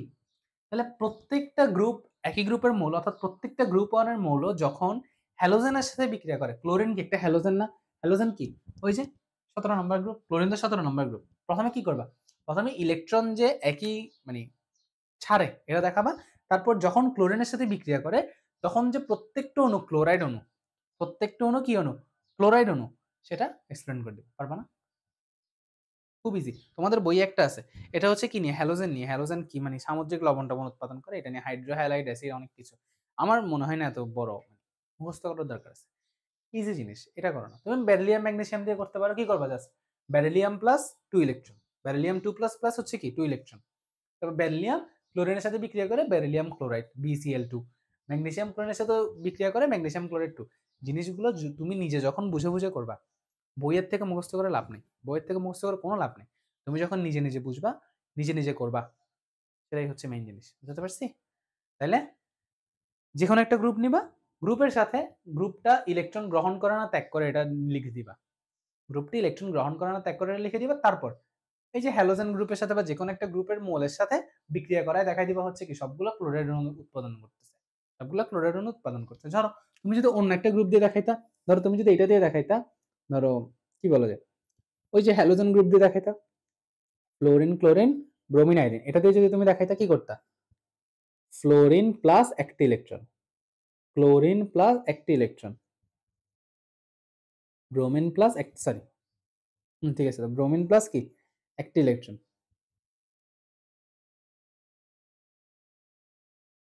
আয়োডিন প্লাস একটা ইলেকট্রন। দ্যাট মিনস তুমি দেখা দিতে কি এই যে একই গ্রুপের মৌল ফ্লোরিন ক্লোরিন ব্রোমিন আয়োডিন ওরা একটা করে ইলেকট্রন গ্রহণ করে, একটা করে ইলেকট্রন কি করে গ্রহণ করে। তারপর তুমি সবার সাথে হাইড্রোজেনের বিক্রিয়া করে দিতা, HF হতো, HCl হতো, HBr হতো, HI হতো। দ্যাট মিনস এখানে hydrochloric acid, hydrogen bromide, hydrogen iodide, hydrogen fluoride, তাহলে দেখবে হচ্ছে কি সবগুলোতে হাইড্রোজেন কি যে হ্যালাইড উৎপন্ন হতে, হাইড্রো হ্যালাইড বলে এটাকে। যখন ক্লোরাইড ব্রোমাইড আয়োডাইড এগুলো হয় তখন এগুলো কি বলে হ্যালাইড বলে, কারণ এগুলো হ্যালোজেন মৌল তো এগুলোকে হ্যালাইড বলে। দ্যাট মিনস তুমি প্রত্যেকবার দেখাবা কি এই যে হ্যালোজেন গ্রুপের মৌলগুলোর সাথে যখনই হাইড্রোজেন যুক্ত হয় তখনই হাইড্রো হ্যালাইড উৎপন্ন হয়, তখনই হাইড্রো হ্যালাইড উৎপন্ন হয়। দ্যাট মিনস একই গ্রুপের মৌলগুলো একই ধরনের বিক্রিয়া দেয়। দেখো তো তুমি যখন বুঝে বুঝে করছো জিনিসটা, এটা তোমার জন্য ইজি না? একদম ইজি জিনিস, তোমার মুখস্থ করার কোনো দরকার নেই, গাইড পড়ে মুখস্থ করার কোনো দরকার নেই, বই পড়ারও দরকার নেই, তুমি নিজে নিজে পারো। ঠিক আছে? আচ্ছা, এবার একটা সিকিউ করবো, ছোট একটা সিকিউ। এটা করলে তোমার চ্যাপ্টার শেষ।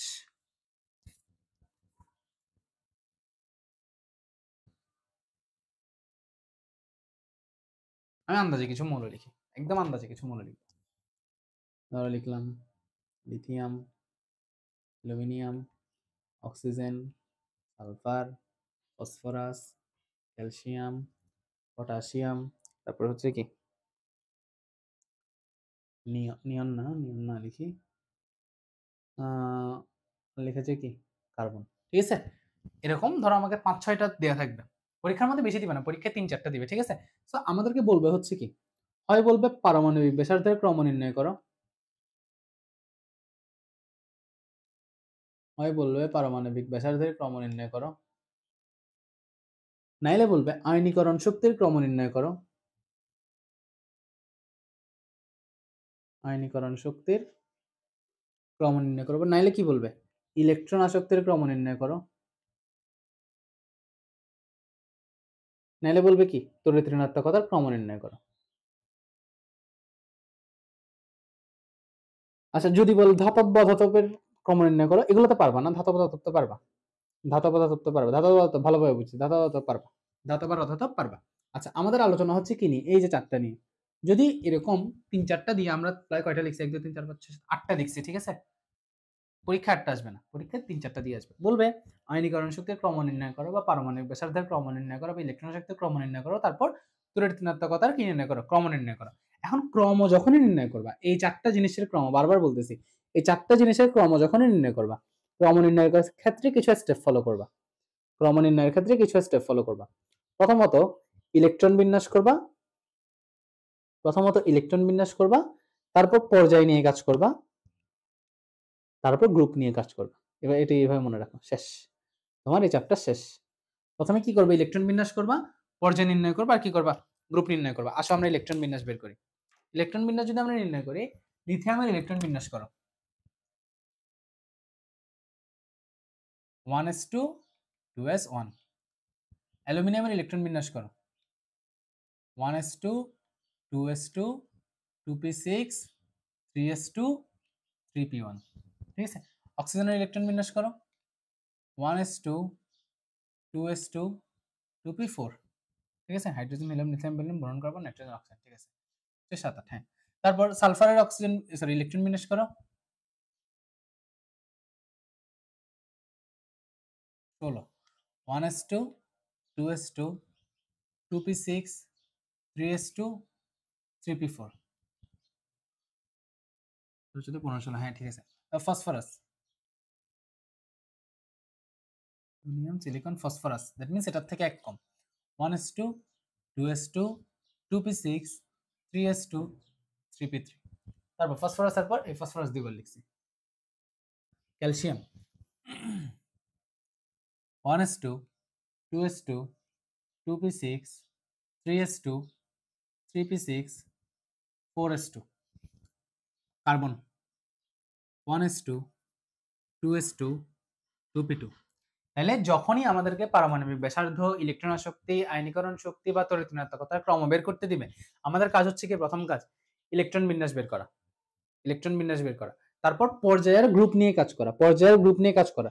এখন আমরা জানি আমরা এই তিনটার কোনোটাই করব না, আমরা জানি এই তিনটার আমরা কোনোটাই করব না। আমরা কি করব, সোজাসুজি পারমাণবিক ব্যাসার্ধটা নির্ণয় করব, পারমাণবিক ব্যাসার্ধটা নির্ণয় করব কি দিয়ে, পর্যায় দিয়ে আর গ্রুপ দিয়ে। আচ্ছা আসো, তাহলে আমাদের প্রথম কাজ কাকে নিয়ে, পর্যায় নিয়ে। প্রথম কাজ কাকে নিয়ে, পর্যায় নিয়ে। তাহলে আমাদের এখন প্রথম কাজ হচ্ছে একই পর্যায়ভুক্ত, একই পর্যায়ভুক্ত, ঠিক আছে, একই পর্যায় না, হ্যাঁ একই পর্যায়ভুক্ত, একই পর্যায়ভুক্ত মৌলগুলোকে আমরা আগে আলাদা করব। একই পর্যায়ভুক্ত মৌল কারা কারা, এটা আমরা আগে আলাদা করব। এখন একই পর্যায়ের মৌল আমরা কিভাবে বের করব, খেয়াল করো, এই যে 2 শেষ কক্ষপথ, এখানে 2 আর কারো শেষ কক্ষপথ আছে এটা, তারপর হচ্ছে কি সি 2, এই তিনটা হচ্ছে কি একই পর্যায়ে, এগুলোকে আলাদা করবা, আলাদা করবা, আলাদা করে তুমি একটা সেট বানাবা, কিরকম, লিথিয়াম, তারপর হচ্ছে কি অক্সিজেন, তারপর হচ্ছে কি কার্বন, এটা একটা সেট। এবার আসো 3 যাদের শেষ কক্ষপথ ওদেরকে নিয়ে, বা 3 নাম্বার পর্যায়ে যাদের, সোজা বাংলায় 3 নাম্বার পর্যায়ে যাদের, যাদের পর্যায়ে 3, ওদেরকে একটা আলাদা সেট করবা, কিরকম, এই যে 3p1 দ্যাট মিন্স অ্যালুমিনিয়াম, এরপরে 3p4 that means S, 3p3 that means phosphorus. এখানে কি 3p6 নেওয়া যাবে, কারণ এখানে কি আছে 4s আছে, এটা আলাদা। তার মানে হচ্ছে কি ফসফরাস পর্যন্ত নিছি। ওদের পর্যায় কত, ওদের পর্যায় হচ্ছে 3, সরি 2, ওদের পর্যায় কত 2, ওদের পর্যায় কত 3, তারপর আরেকটা আছে সেটা হচ্ছে কি ক্যালসিয়াম, ক্যালসিয়ামের পর্যায় কত 4। বুঝছি, যখনই আমাকে পারমাণবিক ব্যাসার্ধ, আয়নীকরণ শক্তি, ইলেকট্রন শক্তি, তড়িৎ ঋণাত্মকতার ক্রম বের করতে দিবে, আমার প্রথম কাজ হচ্ছে ইলেকট্রন বিন্যাস করা, তারপর পর্যায় নির্ণয় করে সেট আলাদা করা, পর্যায় নির্ণয় করে কি আলাদা করা, সেট আলাদা করা। এটা আমি সুন্দর করে লিখে দিলাম, পর্যায়, একই পর্যায়ের মৌলের,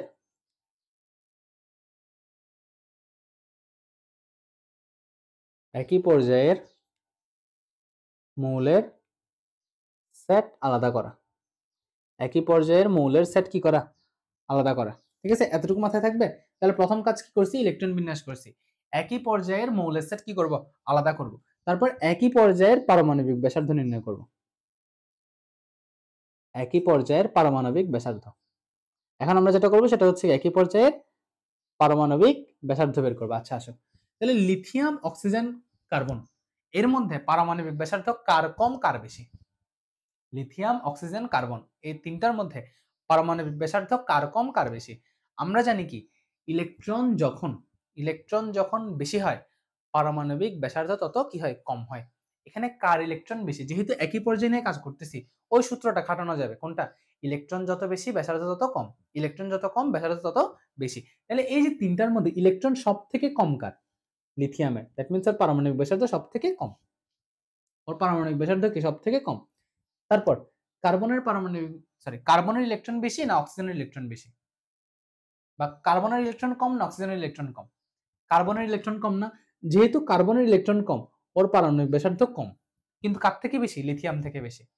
কার্বনের ইলেকট্রন যেহেতু লিথিয়াম থেকে কি বেশি, কার্বনের কি জানি বলে, কার্বনের ইলেকট্রন যেহেতু লিথিয়ামের থেকে বেশি, সেহেতু কার্বনের পারমাণবিক ব্যাসার্ধ লিথিয়াম থেকে কম হবে, যেহেতু কার্বনের পারমাণবিক ব্যাসার্ধ লিথিয়াম থেকে কি হবে, কম হবে।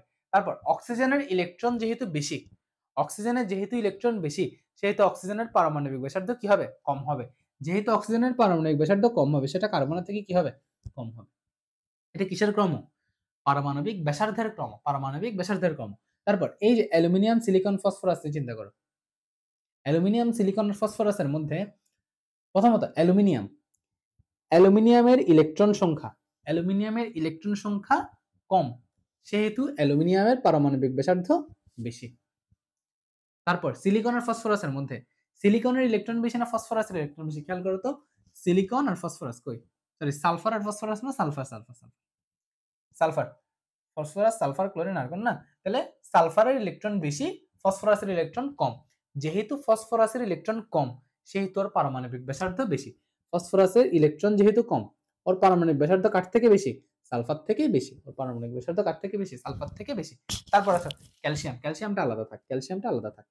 তাহলে একই পর্যায়ের পারমাণবিক ব্যাসার্ধ বের করছি, একই পর্যায়ের পারমাণবিক ব্যাসার্ধ বের করছি, ঠিক আছে। এবার গ্রুপ সহ ধরে, গ্রুপ সহ ধরে, গ্রুপ সহ ধরে ক্রম নির্ণয় করব, ক্রম নির্ণয় করব। গ্রুপ সহ ধরে কি করব? ক্রম নির্ণয় করব। কিরকম? আমরা জানি শক্তি স্তর বাড়লে পারমাণবিক ব্যাসার্ধ বেশি হয়, ইলেকট্রন বেশি এটা ম্যাটার করে না। আর শক্তি স্তর যখন বেশি, তখন পারমাণবিক ব্যাসার্ধ বেশি হয়। দ্যাট মিন্স পর্যায় 4 এর পারমাণবিক ব্যাসার্ধ, পর্যায় 4 এর পারমাণবিক ব্যাসার্ধ পর্যায় 3 এর থেকে বেশি হবে, এবং পর্যায় 3 এর পারমাণবিক ব্যাসার্ধ পর্যায় 2 এর থেকে বেশি হবে। এখন কি করবা? পর্যায় 4 এর জায়গায় পর্যায় 4 এর গুলা বসাই দিবা, পর্যায় 3 এর জায়গায় পর্যায় 3 গুলা বসাই দিবা। কিভাবে? এই যে এই ইয়াতে। তাইলে কে সব থেকে বেশি? অ্যালুমিনিয়াম বেশি, তারপর কে বেশি? ফসফরাস বেশি, তারপর কে বেশি? সালফার কম, ঠিক আছে। মানে সালফার বেশি। তারপর পর্যায় 2 আসবে, পর্যায় 2 সব থেকে বেশি কে? লিথিয়াম, তারপরে বেশি কে? কার্বন, তারপর বেশি কে? অক্সিজেন। দ্যাট মিন্স এটা হচ্ছে কিসের ক্রম বলতো? পারমাণবিক ব্যাসার্ধের ক্রম, পারমাণবিক ব্যাসার্ধের ক্রম, পারমাণবিক ব্যাসার্ধের ক্রম। তাইলে গ্রুপ সহ ধরে কি নির্ণয় করছো? পারমাণবিক ব্যাসার্ধের ক্রম নির্ণয় করছো। এটা যদি বের করো, এটা শেষ। এবার আয়নীকরণ শক্তি, ইলেকট্রন শক্তি, তড়িৎ কথা। আয়নীকরণ শক্তি, আয়নীকরণ শক্তি, ইলেকট্রন আসক্তি, আর হচ্ছে কি তড়িৎ ঋণাত্মকতা। এটার ক্রমটা হবে কি? জাস্ট এটার উল্টা। পারমাণবিক ব্যাসার্ধের ক্রম যা, ইলেকট্রন আসক্তি, তড়িৎ ঋণাত্মকতা, তারপর হচ্ছে কি আয়নীকরণ শক্তির ক্রম তার উল্টা। তাহলে এখানে অক্সিজেন সব থেকে বেশি বড়, carbon, lithium, sulphur, phosphorus, aluminium, calcium. বুঝতে পারছি? একটা সিকিউ করছো না? ঠিকভাবে যদি এই চারটা স্টেপ, এই চারটা স্টেপ যদি ঠিকভাবে বুঝতে পারো, তোমার আর কিচ্ছু লাগবে না। তুমি যদি না বুঝো, আবার আগে টানো, আগে টানো, ভিডিওটা আগে টানো, আরেকবার দেখো। এটা দেখলে লস নেই। এই 10টা মিনিট আমি যেটা বকবক করছি, 10 মিনিট 5 মিনিট হবে, এই 5টা মিনিট তুমি 10 বার দেখলেও লস নেই, ঠিক আছে। প্রথম কাজ কি? ইলেকট্রন বিন্যাস করবা। যতটা মৌল দিক, 100টা মৌল দিক, কোনো সমস্যা নাই। তোমার কাজ কি? প্রথমে ইলেকট্রন বিন্যাস করা। ইলেকট্রন বিন্যাস করে একই পর্যায়ের মৌলগুলোকে কি করবা? আলাদা করবা। একই পর্যায়ের মৌলগুলোকে আলাদা করবা। তারপর একই পর্যায়ের পারমাণবিক ব্যাসার্ধ নির্ণয় করবা। একই পর্যায়ের পারমাণবিক ব্যাসার্ধ নির্ণয় করলা। তারপর গ্রুপ সহ ধরে ক্রম নির্ণয় করবা। তার মানে গ্রুপ যত বড়, পারমাণবিক ব্যাসার্ধ তত কি বেশি। ধরে গ্রুপ সহ ধরে ক্রম নির্ণয় করবা। গ্রুপ সহ ধরে, এটা বাদ দাও। গ্রুপ সহ ধরে না, এটা হচ্ছে শক্তি স্তর ধরে, শক্তি স্তর ধরে, সরি শক্তি স্তর ধরে, ধরে ক্রম নির্ণয়। আচ্ছা, শক্তি স্তর কার বেশি? পর্যায় 4 এর বেশি না 3 এর বেশি না 2 এর বেশি? এটা নির্ণয় করবা। পর্যায় 4 এর শক্তি স্তর বেশি, পর্যায় 3 এর শক্তি স্তর কম, পর্যায় 2 এর শক্তি স্তর আরো কম। তাহলে পর্যায় 4 এর হবে সব থেকে বড়, পর্যায় 3 হবে তার থেকে একটু ছোট, পর্যায় 2 হবে কি সব থেকে ছোট। তারপর আয়নীকরণ শক্তি, ইলেকট্রন শক্তি, তড়িৎ ঋণাত্মকতা বললে উল্টাই দিবা, আর পারমাণবিক ব্যাসার্ধ বললে সেম রাখবা। পারবা যে কোনো এখন সৃজনশীল? পড়ানোর সময় অলরেডি কয়টা 2-3টা ঘ দেখাই দিছি, এখন গ ঘ দুইটাই গেছে এখানের মধ্যে। আশা করি পর্যায় সারণী নিয়ে আজকের পর থেকে ফার্দার আর কোনো সমস্যা ফেস করতে হবে না। আমাদের কিছু বাদ গেছে, আর ব্যতিক্রমগুলো একটু তোমরা পড়ে নিও, কারণ ব্যতিক্রমগুলো আমি পড়াই না। এতটুকুই হচ্ছে কি আমাদের পর্যায় সারণী। এই চ্যাপ্টারটা আমি বলবো ভালোভাবে পড়ো, তাইলে তোমার এসএসসি এইচএসসি লাইফ কখনো কোনো সমস্যা হবে না। তো সবার সাথে দেখা হবে নেক্সট ক্লাসে। ততক্ষণ পর্যন্ত সবাই ভালো থাকবে। Thank you.